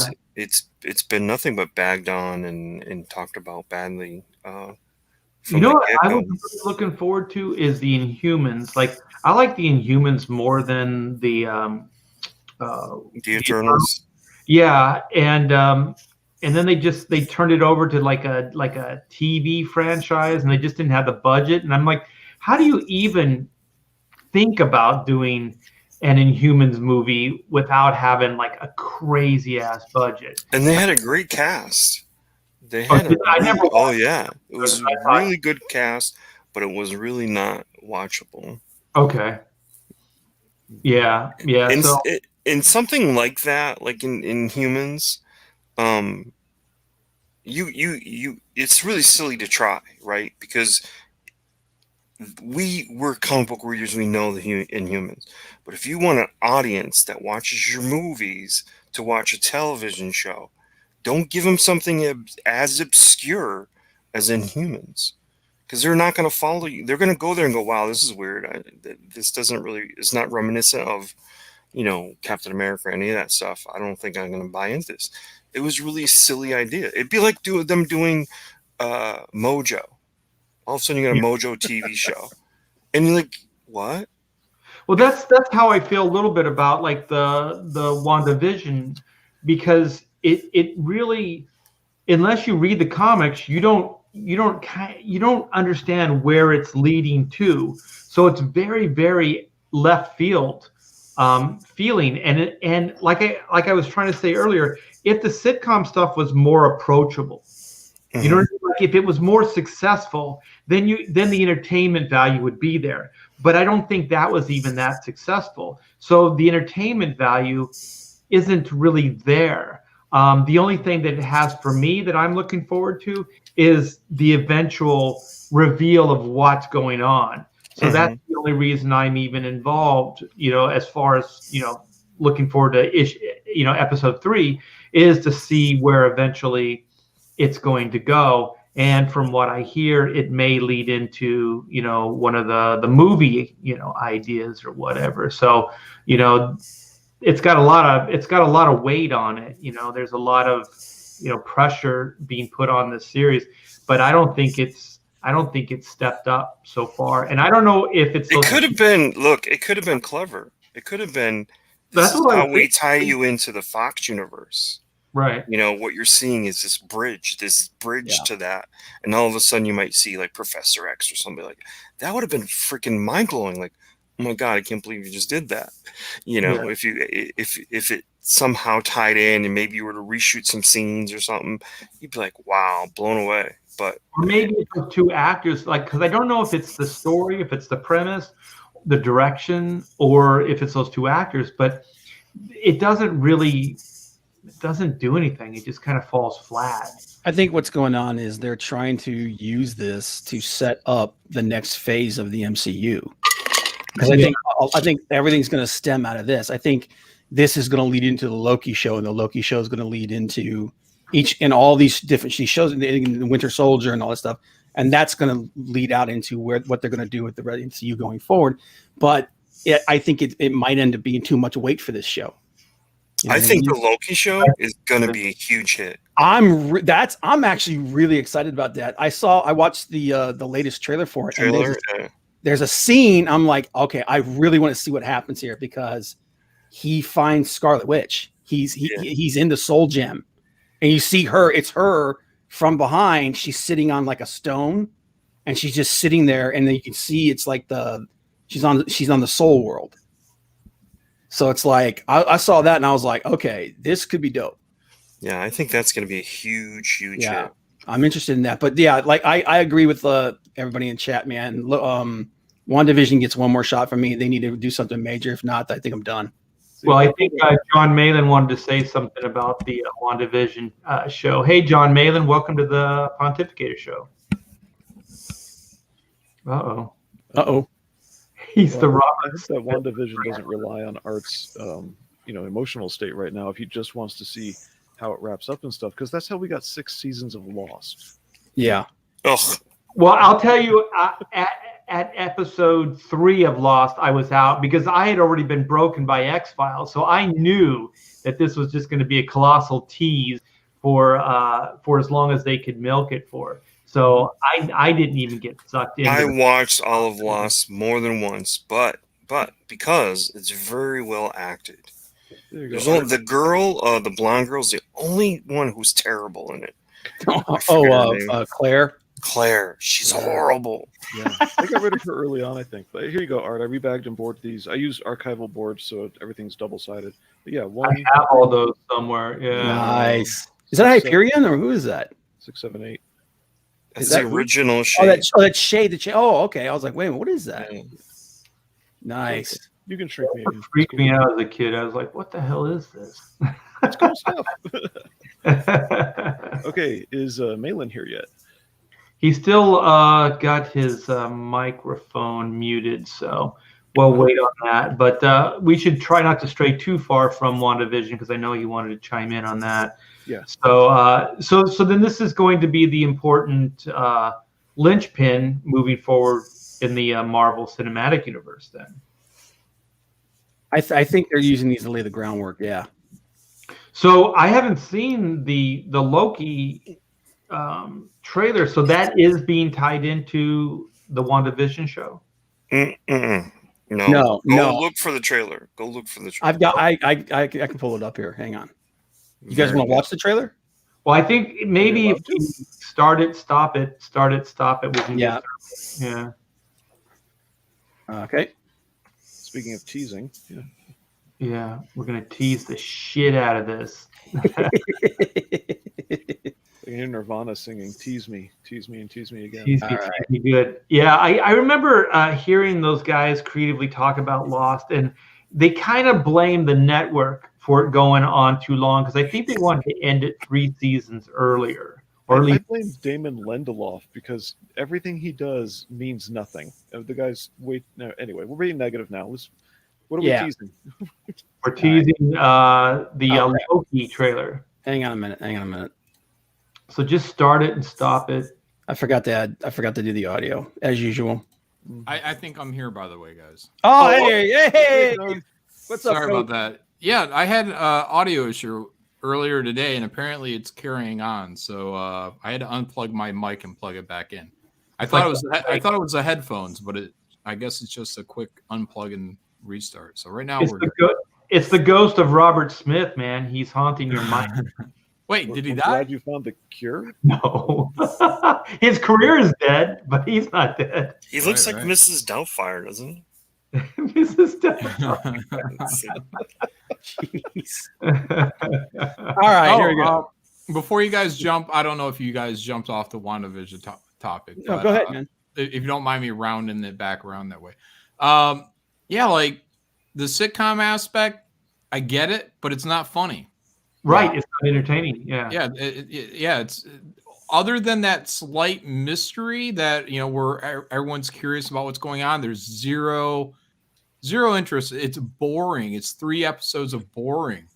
Yeah. And they're unraveling it. So what they should have done or could have done, well, they probably shouldn't have done this show at all, personally. But they could have took the first 3 episodes and turned that into a 50-minute, hour-long pilot. And you could have got that same kind of odd feeling about what's going on in that 1 hour. But on the other hand, I feel like if they put 1 hour of that together, people would be like, are you kidding me? You almost need the small dose to get through 30 minutes or whatever it is for 3 episodes of essentially the exact same thing with the plot not moving anywhere. Right. Just giving you little Easter eggs to tease you. I think maybe if it was a little more clever, like you said, like they or the actors could step it up or were a little bit more charismatic. Because, I mean, to carry off a TV show, usually those actors are real likable. And I just don't think these 2 actors are that. I just don't think they have that in them. So, yeah, I found it very, very hard to get through. And other than the tease of where it's eventually going, I didn't find it all that intriguing. And I'm just wondering, what the normies think. I kind of know where it's going, but I don't know, if there's just somebody that's coming into this casually, what are they thinking? I think like some of the guys in the chat were talking. It feels like they're cherry picking elements from different stories, like Tom King's Vision Run, which is kind of like a horror story. Wanda, the original story of Wanda's kids, where they were basically manifestations from Mephisto and stuff like that. A little bit of House of M kind of thing going on like that. I get the feeling that that's what we're getting, and then maybe a little bit of the magic thing going on there, because Cumberbatch is supposed to be Doctor Strange in this show. He's supposed to make an appearance. So I'm wondering if they're going to use this to be kind of the catalyst for making all the changes to the MCU that they want to do. And all those things, like a No More Mutants moment. You know what I mean? Yeah, all those things sound good. They're just not really delivering on any of it, right? That's a lot of stuff to try to jam into a micro series, man. Right, and they're taking their time because they think they want to make you think like, oh, this is what the series is. It's a tribute to sitcoms or something like that. Mm-hmm. So they're really dedicating time to it. I just don't think it's paying off. And like John said, maybe if it was more condensed, like you got like little snippets of each one of these like decades of sitcom development, then it might work. But what are they, half-hour episodes? Yeah, right So around. if you're already an hour and a half into it and they haven't really moved anything forward other than like this quirky idea, for they don't even have the neighbor who watches through the window, the drunken husband.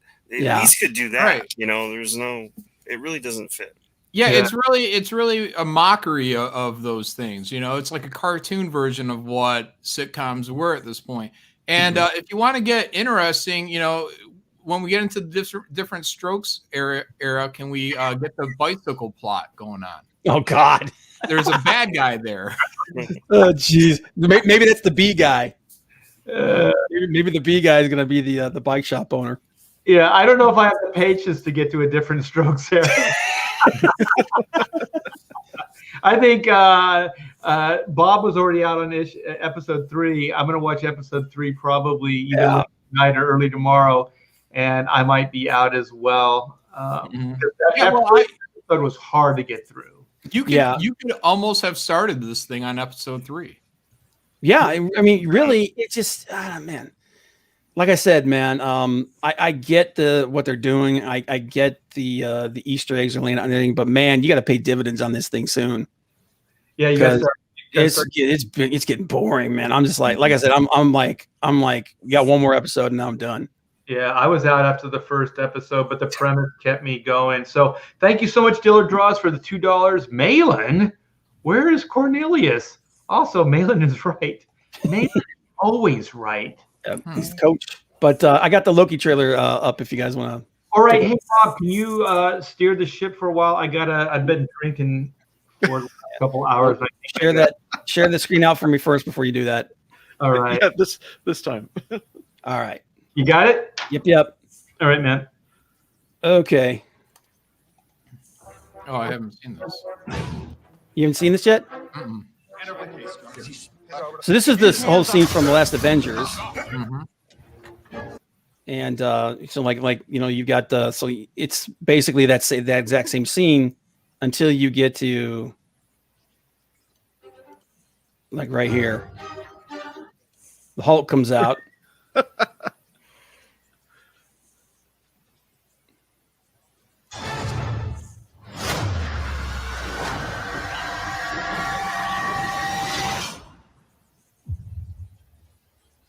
So I'm actually really this is the show that I'm actually excited about.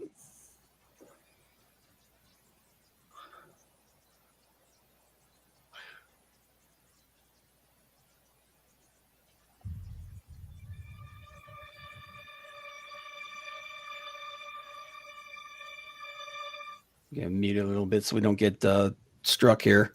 Yeah. Bob, I already have a question. Well, I'm taking you someplace. Yes, what's up? Where'd the cube go when he landed? That I guess we're gonna find out, man. Okay. He always has that ability to just make things go Appear and and come. disappear. Yeah. Well, he has the illusions. He can make them appear and disappear and stuff like that. But the cube, considering what happened, I mean, I don't know, man. Maybe he dropped it or something. Who knows? No, but he's done that with the cube before. No, well, He's done this, and then it was. and it appears, yeah. Yeah, but that wasn't that he made it appear. He didn't call it to himself or send it someplace. He was just hiding it. Yeah. Is that Owen Wilson? That's Owen Wilson, dude. Holy shit. But you do Wow. like to lie, which you just did. Because we both know you love to talk. Talk. How long have you been here? I don't know. It's hard to say. You know, time passes differently here in the TVA. What does that mean? You'll catch up. All right, pause it. I don't want to get struck. Yep. Okay, so this is I'm not sure who these guys are. TVA I think is the Time Bureau. Yeah, right. Or something. Right. And correct me if I'm wrong. Aren't they tied into Roma, like with the whole the Time Bureau at the end of the universe? Yeah. Yeah. Yeah. So I'm wondering if that this is basically their version of that. Some kind of version of that. Time travel? Is that what you're saying? Yeah, because it's because this is being pulled from the comics, the Time Bureau administration. Yeah, the Time Bureau. Yeah. But the whole idea with the Tesseract is basically the space gem. So it's but somehow he traveled through time with this thing as well. So it'll be like I said, there's a lot of questions for this thing, but the thing that really got me excited is going to come up here in a second here. Okay.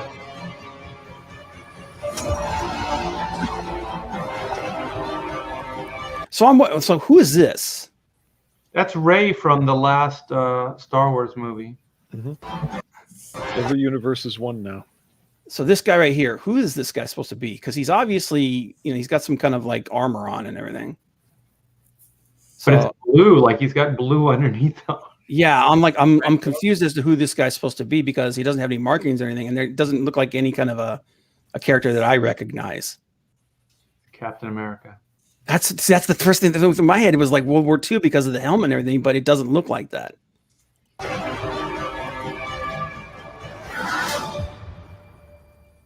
Glorious. So I'm wondering if that's supposed to be.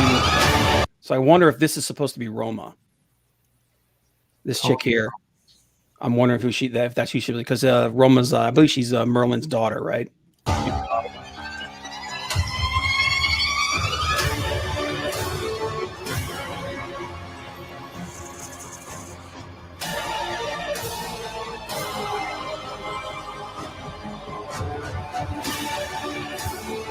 Pip the Troll? Is that who he is? Is anybody? Pip the Troll? Anybody? Are we getting Pip the Troll here? You getting a vibe? I don't know, man. There's not a whole lot of little people in Marvel. See there. Okay, so that guy's one of these soldiers. Then that's who he is. He's part of this organization. Right there, man. That's the thing that's got me excited about this. So that's obviously Scarlet Witch. Okay. I mean, I'm not Scarlet Witch, but Black Widow. That's obviously Black Widow on the same planet where the Time Stone was, or in the Time Stone, or the Soul Stone. So this is like I saw this and I was like, okay, I'm sold. Where she died. Yeah, which she died, which means either he's at some point he dies and he's in the Soul Stone, or maybe we're going to get some kind of, like I said, the reason I asked about Pip the Troll is maybe we're going to get some Warlock action here. Well, they were really never connected to this is like Kang the Conqueror. It wasn't connected to Thanos and the Genesis. No, but obviously the Infinity Stones is a big deal, and there's obviously a bunch of connections in here.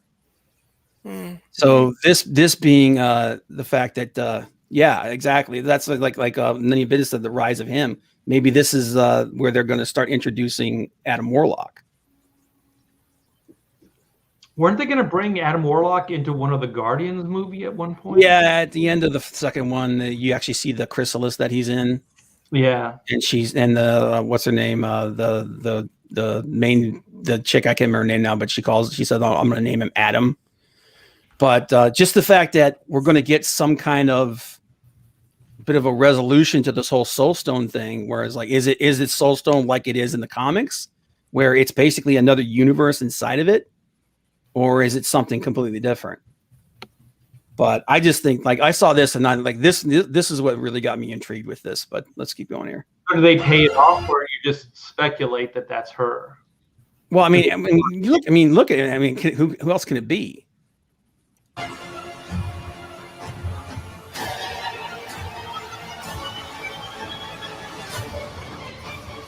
That guy's gonna need hair plug. I'm down. You better be ready. I love the DB Cooper reference here. That was funny. Yeah, but no, it looks like this. This is of all the stuff that they're doing right now. Wait, what? Did you freeze? He froze. Okay, are you back? Are you back, Bob? Yeah, I'm back. Okay. The members of the it's actually what Time Variance Authority. The members of the Time Variance Authority are weak characters you probably don't even remember, like Mr. Mobius. No, Mr. something. Mobius M. Mobius. Weird. And Mr. Vampire? What's that? Morbius, the living vampire? No, they're weirder than that. They're more it's the Mr. Tesseract, I think, is who what's his name's playing Owen Wilson's playing. Yeah. So there's really strange characters that were obscure, but it really led to Kang the Conqueror was the main bad guy.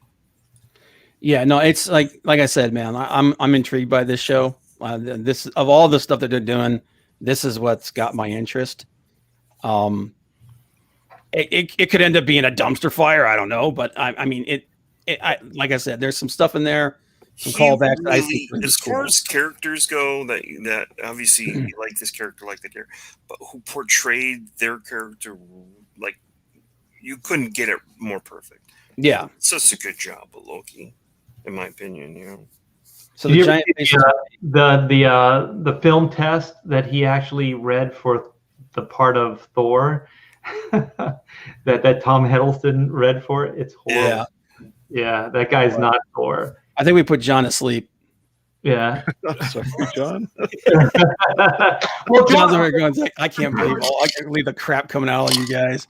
I was listening to your guys' insight on this and seeing what you guys had to say before I come to my own conclusion. That was the first time seeing that, and I don't know. Look, it looks like a Marvel show. I'll say that. Mm-hmm.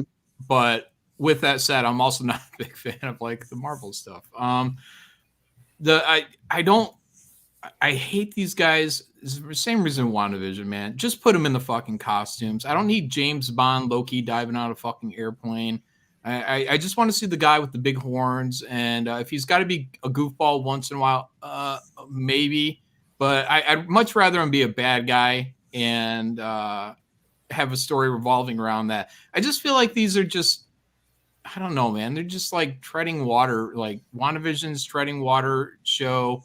This looks like a treading water fucking, I don't know, show? TV? What, is it a TV movie or series? What is it? I think it's a Disney Plus streaming. Yeah, it's a Disney Plus streaming show. Right. Series or movie? Series. Yeah. Okay. All right. Yeah. Yeah. I feel like we're going to see a lot of Tom, whatever his name is, in a suit. You know, it's like, here's the roles you guys want to, because I don't feel a lot of these people want to be dressing up as superheroes when they're in their 40s and 50s. So it's like, hey, we're going to convince everyone to come in and do these movies by telling them they're not going to be in the costumes. Yeah, you only have to wear it half the time, maybe even a quarter of the time, maybe just for the big showdown at the very end. Other than that, we're going to let you express your acting chops, like Wanda. Like, look, now you get to be this kind of unfunny Lucille Ball, soulless. And then you get to be, I don't know, Bewitched, Elizabeth Montgomery. And Mary Tyler Moore. Yeah, we're going to keep moving you through all these great television historical dramas. And eventually, everyone's going to be able to say how great of an actor you are.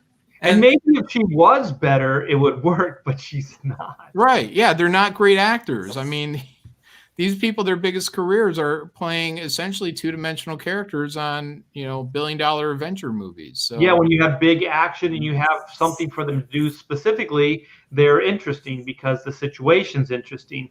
But like TV is completely different. I mean, you have to really be charismatic and riveting to hold somebody's attention. And I just don't think that those two are the one that plays Vision and the one that plays Wanda. I don't know the actors' names. I think Paul Bettany's a great actor. I just think that when he's playing Vision, he's kind of, not no pun intended, robotic.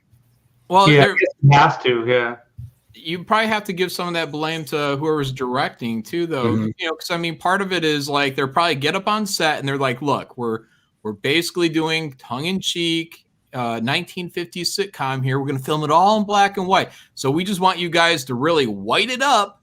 And, and that's what we're going to focus on. We're not going to focus on, we're going to make it look like a toothpaste commercial. And everyone's talking like this with big smiles. And, it's like, no, you're missing like the point of a sitcom, which was to at least be funny and entertaining.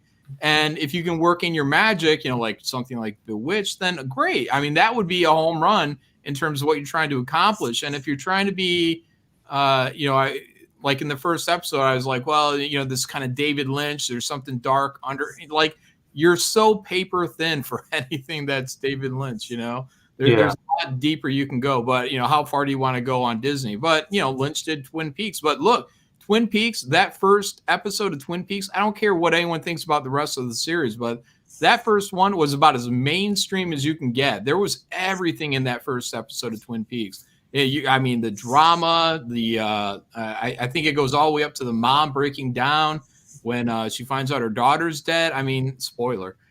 But guys, that first episode, David Lynch, that was fucking mainstream. They also had the actors, like if you had actors on that caliber playing in this WandaVision, possibly. The thing is, like, you do have the two lead characters, but you're not playing the supporting characters far enough. Like, they seem like they're very, very conservative as far as, as broad as the humor should be. It's like Todd said, like, make it quirkier, make those supporting characters even, more of the stereotype, make them more of like, I baked a cake for you, just like all that crazy stuff while they're spying on the two of them. And it's like, I know you're a robot, and I'm going to find out how, like what was it, like in I Dream of Jeannie, there was that wacky psychiatrist that was out to prove that, that Mr. Bellows. Yeah, he was hell-bent on trying to figure out what the hell was going on. Like something like that, then it becomes interesting and funny. But there isn't the protagonist, there isn't the antagonist, there isn't. It doesn't work. When you watch shows like that, by the way, like I Dream of Jeannie, and you watch how every episode they were pulling something over on Dr. Bellows, brilliant, because they don't write like. Look how different this show is compared to that. It's hard to write that and be funny week after week.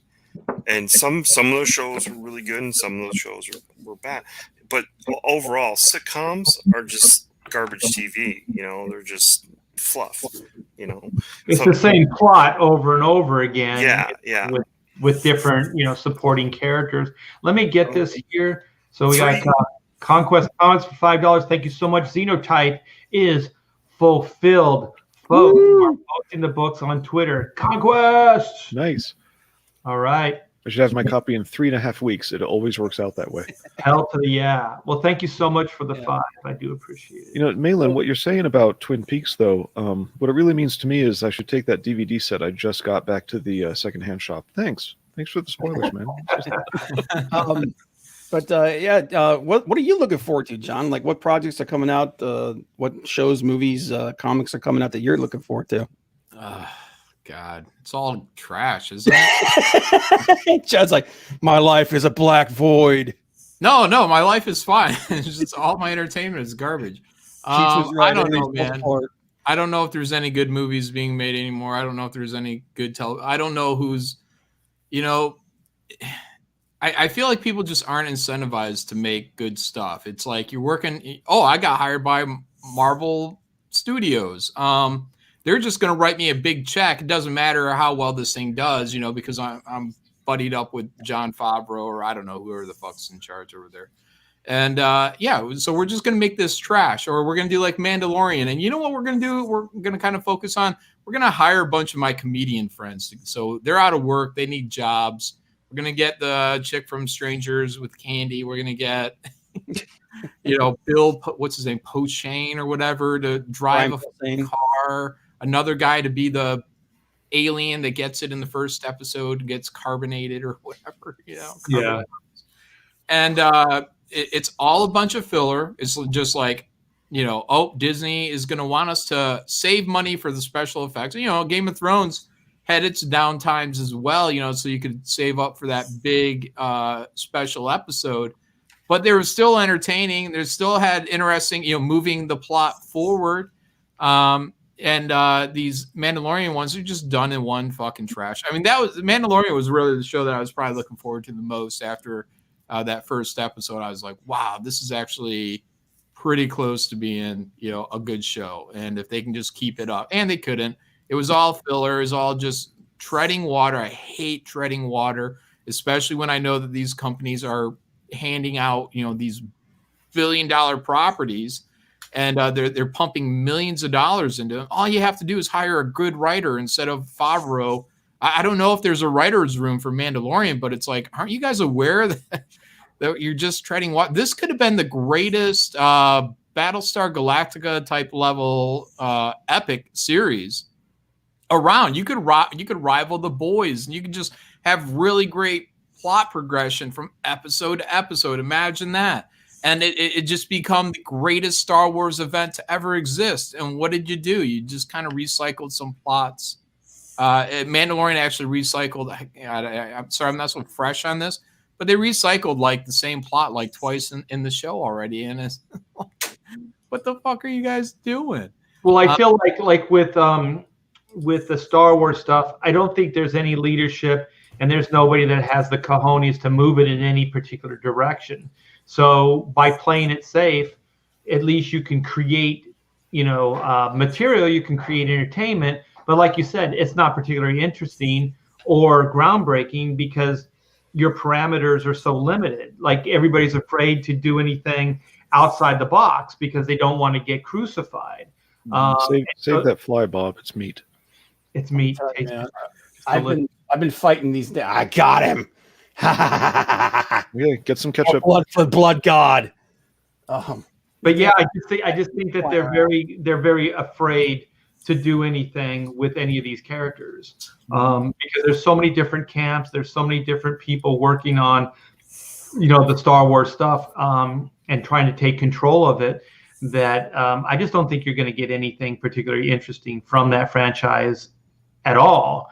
And I think why the Mandalorian sort of worked is because they were doing one and dones, and they were just doing it kind of like Conan episodes, or it's basically he's just wandering around, and then these adventures kind of find him and things like that, which could have worked, but it did become very one-trick pony, and it wasn't all that interesting after a while. Because there's no overarching story other than the child that he has to get to the destination, which was like pretty anticlimactic, Yeah. I mean, you could have done the entire Mandalorian, like all the good important bits, could have been done in probably the first 6-7 episodes, and it would have been one of the greatest Star Wars events of all time. Yeah. Ending with, but then I think too, as soon as you end it with like Luke Skywalker coming in, you automatically shit on your main character because Luke Skywalker's a cooler character than the Mandalorian. So, you give that guy, the focus, you give, it's called the Mandalorian. Why did you put the spotlight on Luke? Well, the whole last season, it seemed like all they were doing was trying to sell people on the ideas for all these spinoffs. Like it could be the Ahsoka girl, it could be the Mandalorian women team. Right. And I mean, then they put Luke in there. And then at the end of it, as if that wasn't enough, at the very end of the very final credit, they're like, oh, by the way, we're going to give Boba Fett his own show. Oh, okay. All right. Whatever. But actually the Boba Fett show is like, that's what I was telling people I wanted. I'm like, in season 2, I want Mandalorian to just be hanging out in Tatooine and get involved in a story revolving the Hutts. Start dealing with gangstas and having to do stuff and exploring this planet. And like, there's so much you could just do with that. And you could run that out for a whole fucking season. And then you can go back to whatever. I don't know, this fucking kid, get him home. I think they just realized that they had a cash cow, and then Disney's like, okay, now it has to be about this. Where at best it worked as a sideline, but when it becomes more the main focus, I thought it got a little weird. Like, everybody's like, oh, let's see what the child can do. What's his potential? All these things. It's like, sell toys. That's what he's. Yeah, exactly. Hey, Art, I mean, you gotta highlight Joe's last comment, dude, because that's like, that's a WTF moment for me right there, man. Is it Mighty Joe? Is it? Yeah. Yeah. Okay. Hey, Comic Bob. But did you see Animated Cyborg with from McFarlane Toys? Is that what? No, I didn't. But now I want to look it up. I think Mighty Joe's making stuff up. Oh my god. Yeah. But yeah, so are you looking forward to a Mandalorian show, John? A Boba Fett show, probably. Yeah, I feel like they created they fucked up and they put Mandalorian into a jumping off spot. They resolved the one thing. They didn't really open anything up that is any real interest for Mandalorian to even continue. I mean, I don't really care about the character all that much. He's shown his face. I mean, it's just like Wolverine's history. Once you take away the mystery of everything, then all of a sudden it's not, he's not so cool anymore. He used to be a disciplined Mando who would never take his helmet off. Now he's taken it off, I don't know, like 3 times in the last couple episodes. Right. Yeah, and also, I mean, even Wolverine was a one-trick pony, because how many times can you tell the same story? It's like, well, who is he? Who am I? What am I all about? All these things. So it really is only as good. Like with Wolverine, it's like his memory and his past, because he is somewhat immortal. So you have more things to pull from. But the Mandalorian doesn't have that. So he never lived that much of a complicated life or had that much life experience before he was the Mandalorian. So, you never have anything to pull from. It doesn't seem like there's anywhere you can go with it, because they didn't really create enough of a backstory other than, his parents were probably, killed. And then he was raised by, what is that race of people, the religion, the Mandalorians, I guess. Yeah. Okay. All right. This is what Joe was talking about. Oh, no. What is this? Oh, my gosh. This is apparently the attachment on the Cyborg toy from McFarlane Toys. So does he use that on Starfire? I don't know, dude, but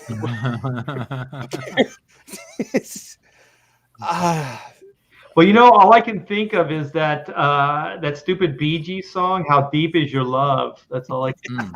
Okay. God dang it! All right, moving on. Well, you started it. All right. We lost Todd. There he is. Dude, that statement had to be investigated. I'm sorry. Yeah.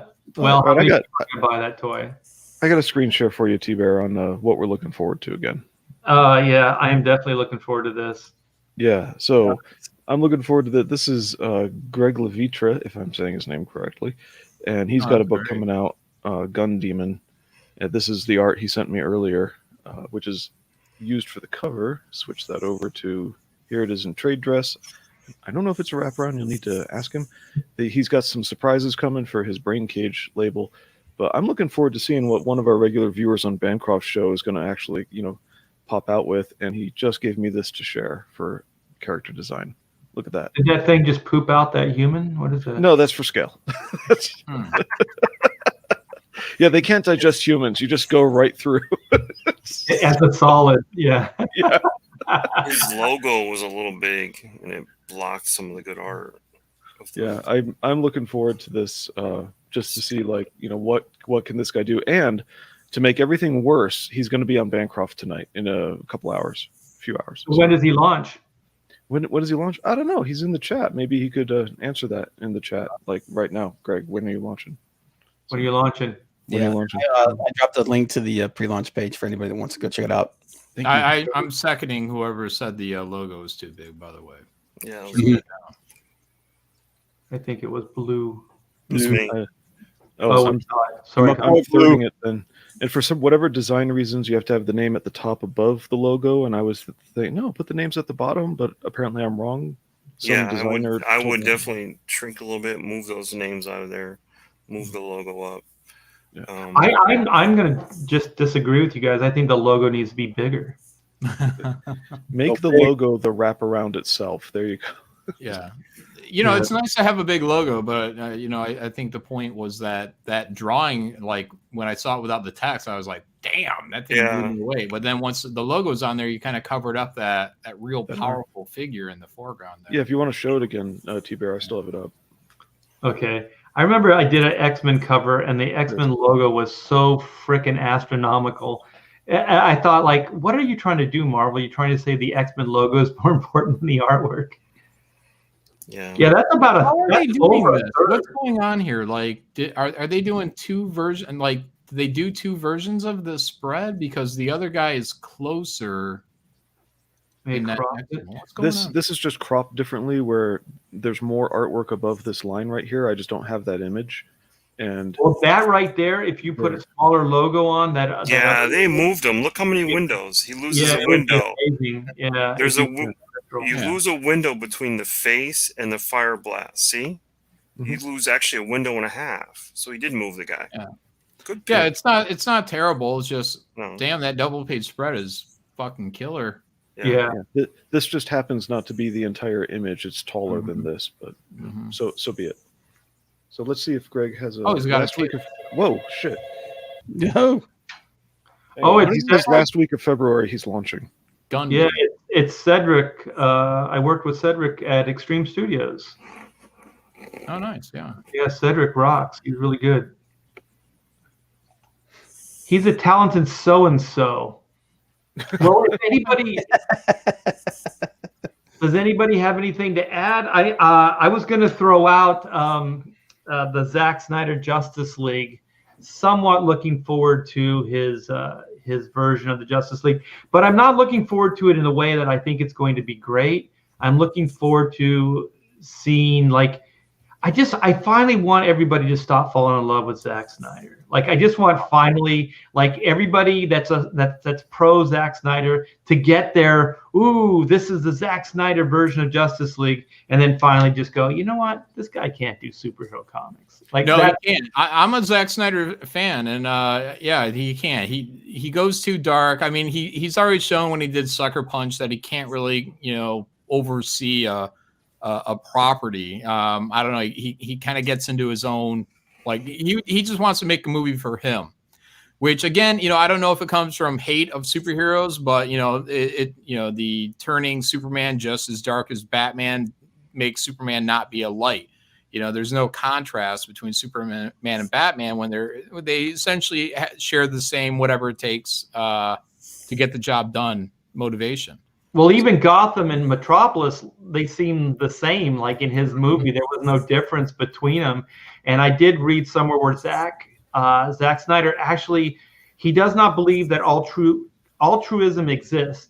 He does not believe in that. He believes that everybody has an alternative, ulterior motive.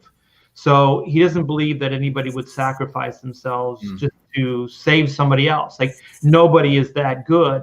And I think somebody that believes that that can't get past it, I don't think that they should be writing superheroes at all. Because if they can't remove themselves from telling that story, because Superman is the guy that would do that. It's the aspirational hero. Yeah, forgive the whole. In reality, there are many people that sacrifice themselves for complete strangers. What are they getting out of it? What are those firemen and those cops? What did they get when they rushed into building 9/11? Like how cynical do you need to be? Like, oh well, they got paid. They got paid to die. Like, I don't think that's what it's about. I think they actually believe that in the greater good. They believe that they could save, like, their life, losing their life, if they could save 100 or 1,000 people was worth it. You know, there are people that are like that. You know, yeah. Or there are people who believe in even if they could save just one. Right, right. Oh, I'm gonna read this. We got two big logos, good, but it's more about how you use it. We like some big around here. That's what he said. It's the girth, I think. Yeah. I'll tell you what, I got one more thing to talk about that I'm really excited about, Art. I need you to share that screen right there. Okay. This is the Creech. Creech. Greg Capullo is bringing back the Creech, man. That's pure late 90s, early 2000s friggin' comic book awesome. Okay. What do you remember about the Creech? The fact that the creature was nasty as hell. Dude, that book was, I picked that book up purely for the art. Okay, I get that, and I probably did too. But it really doesn't, it didn't lay anything. You know what I mean? You're not stuck with it. Oh my God, I can't wait. The Creech is coming back. It was fun, dude. There's nothing I even remember about one issue. It was just about mayhem. It was a Frankenstein story is what it was. Okay. Yeah, I do remember some of the things that happened, but I'm just looking at this thing, and this cover just screams awesome. Right. I do remember, like, I was hanging pretty close with Greg, and this is when he did the black and white cover as well. And I was working on black and white while he was doing Creech. And I remember he sent me the overview of the book, and there's somebody that the Creech is supposed to save. I guess it's a spoiler. I think everybody's read this already. That's what's going to read it. But there was the kid at the end of the book in his original version died. And so I thought, I was like, yeah, I understand you're going very, very dark with this story, but there has to be some redemption. Like, there has to be, like, somebody has to be saved. And then he's like, no, there's everybody dies. I go, then the story is completely pointless. And then I said, what if the kid lives? And no, I said, what if the family lives? He goes, well, how about if just the kid lives and the parents die? I go, so it wouldn't have not metal enough, Art. Yeah, it wouldn't have even had that light in it if it wasn't for that little bit of input. Yeah, he was definitely in a dark place when this thing, when he was working on this. So. What was the end? Did the kid die or the kid live then? The kid lived, yeah, but without parents. Yeah, but like dude, like books like this and Pit, man, I just love the energy in those books, man. It was just balls to the wall destruction, like you said. Exactly. That's all there was. There's just like machine gun fire, and it was a character that could take the abuse. You know what I mean? So you could ramp up the action to absurd levels with a character like this. And that's basically why people want to read the Hulk, because I mean, he's got a little bit more complex because it's Bruce Banner that turns into the monster. But if it was just always the Hulk, I'd be fine with that. I just want to see crazy shit happening, Yeah.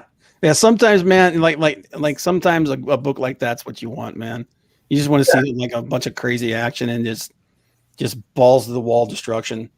So, Bob, is this new story, or is this like a rehashing of the? He's in the middle of writing it right now.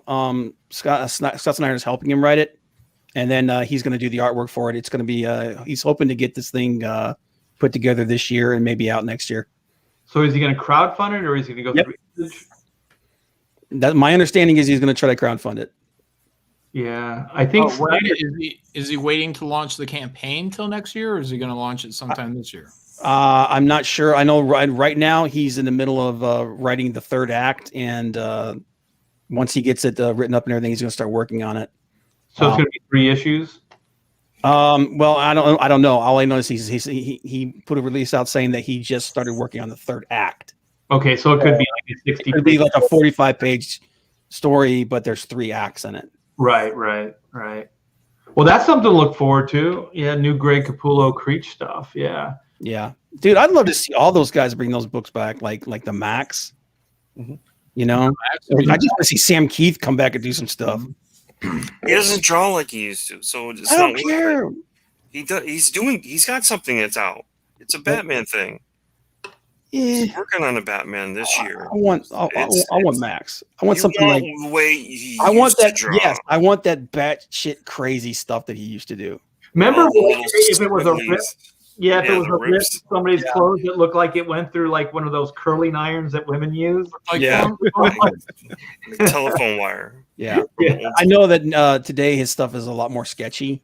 It's not like he used to do it, but I don't know, man. I just I look at this stuff like I see guys like that bringing books like that back, and I'm like, dude, like I said, if Dale Keown brought back a Pitt book, Yeah, crowdfunded that thing would do bonker shit. Mm-hmm. Maybe. Yeah. I do the first. These guys. I Wait mean, a second. They just crowdfunded. I think it was 25 issues omnibus of Darkness, and 90% of it was Dale Keown. It didn't even break 10 grand. What? It didn't. Is that what you're talking about, John? Like, He's saying Keown would do excellent at crowdfunding. I don't think so. If he brought back Pitt and well, dude, obviously. What do you remember about Pitt too? You have to do it the right way. I know the whole damn story. What was the little boy's name? Timmy. Yes. the little boy's name was- And he was also and Todd, you know, if you're going to be a poopy pants like they were saying. Well, I'm just saying they weren't. Hang on a minute, no. They weren't Timmy was his twin actually. Pitt was actually. They were both. Pitt was taken in vitro. They were brothers. That's why they had that psychic connection. So I know the story. So you know, don't be a dick. Just because I like something. Don't be a dick. So you guys think we'll do well? What's that? If it's upgraded to still be around, dude, a lot of that stuff from the past would still be around if they actually kept their stuff up. Art's got all kinds of stories about that. What's that? How Wildstorm could have been could have continued. I mean, how Image could have taken over if they'd all just stuck to their guns. Yeah, there was that one summer where, it was before summer where Bob Harris came to the Image guys and said, "Hey, we want you, like, we'll let you do anything you want here at Marvel." And there was a big Image crossover that was pitched. That there was an epic storyline and all, you know, they were going to unite the universe, you know, once and for all. And so that was the plan for that summer. So that's what Image was going to do. But then Harris went to all the Image guys and pitched like, well, you can do anything you want at the Marvel, with the Marvel universe. And so, you know, half the guys left and then half of them stayed. So that big epic story, that Image storyline never happened. And, you know, all that Heroes Reborn stuff, you know, ended up happening. And that was the division of Image Comics. I think that was the beginning. I mean, there were seeds before then, but I think that was the big divide between, because I really think that when Marvel went to those Image guys, they were scared. And I think if those Image guys really wanted to prove a point, they could have decimated Marvel that summer. They could have destroyed them with that series, because Marvel was obviously like, well, you're our hope. So they went to the Image guys to actually do, you know, and they did. They did the Captain America, Iron Man. I think was that the Heroes Reborn, which, by the way, that's a topic we should talk about next Pontificators, is how they're basically bastardizing that for this new thing they're doing. Yeah, but I just think that I mean, let's just say it was Comicsgate and somebody came to, like, Marvel came to John and I, and they were like, you and, you know, whoever else in Comicsgate, we want you to come over and take over the Marvel universe. I can honestly say right now, I wouldn't do it. I would double down on Comicsgate, because why would you spend this much time and energy on something just to, at that moment, you know, just concede? Like, at that moment, you have a chance to actually make history. And, yeah, I mean, even beyond like what the Image guys did, they could have dominated the sales for that summer hands down, and they didn't do it. I think Marvel's stock would have went down. I think they would have really hurt Marvel that summer, but they didn't. So that's an interesting. That's a story you should do a video on one of these days, man. Yeah. But how do you feel, John? Like, if Marvel came to you right now and they said, "Hey, we want you to take over the Avengers," what would you say to them? Well, first of all, I'd say, what extent is take over? No, if they said, John, we need you to be editor-in-chief and come here and take over the whole thing, I'd say, well, let's start talking numbers. Because I feel like I could execute a plan that could be, pretty well done, pretty well received by fans. If I was editor-in-chief. But going in there is under someone else's editorial control or anything like that, I feel it'd be complete waste of my time. Yeah, well, I think when they went to, Jim Lee and Rob Liefeld, and I think Silvestri ended up doing some stuff there too. They said you could do anything with these characters. If it was a Heroes Reborn type situation, I'd say no, not at all. No, I'd want to go right to the heart of the Marvel universe and have the original characters and restructure everything. So that's what I'm saying. I wouldn't do it either.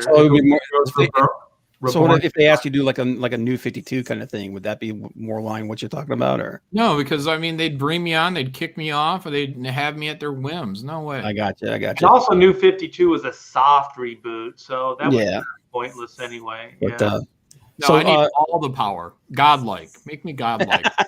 So John's more addicted to the power than anything else. So it's true. So So Todd, have you got a title for your book yet, or you just still still world building, or? It's called Paradise, but it's spelled Paradice.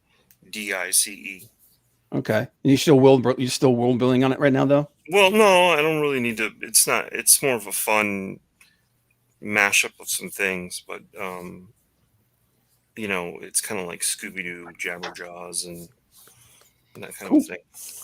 Are you going to draw in a different style, or a little bit looser, a little bit more cartoony, yeah. Oh, that would be interesting. Yeah. Well, Art, I think it's time to take it home, sir. You know what I got to do for you, Bob? Is I got to give you a gavel, like you're the judge, and then you can just call it like, this is it. This is the end of this pontificate. Just use my order in the court. All right. Well, I want to thank everybody in the chat. Thank you so much for the super chats. Thanks for hanging out with us for the last 2.5 hours. I want to thank everybody that came on. Philip Diaz, Blue Samurai, thank you for coming in last minute. Sure. And our big guest, John Malin, the big Jeez. Wow. I'm half the man I was 3 months ago, so I'm not that big. Yeah, I heard you're getting into shape, man. How's that going for you? Great. Look, this is the picture of me with my hat off right here. How do I look? You're looking like Robert Smith. I think COVID's a hell of a drug. He's got the COVID. Yeah. No, thanks for having me on. Appreciate it. Oh, it's fun, man. No problem, man. All right, you guys. So thanks again, and we'll see you next week. So take care, everyone.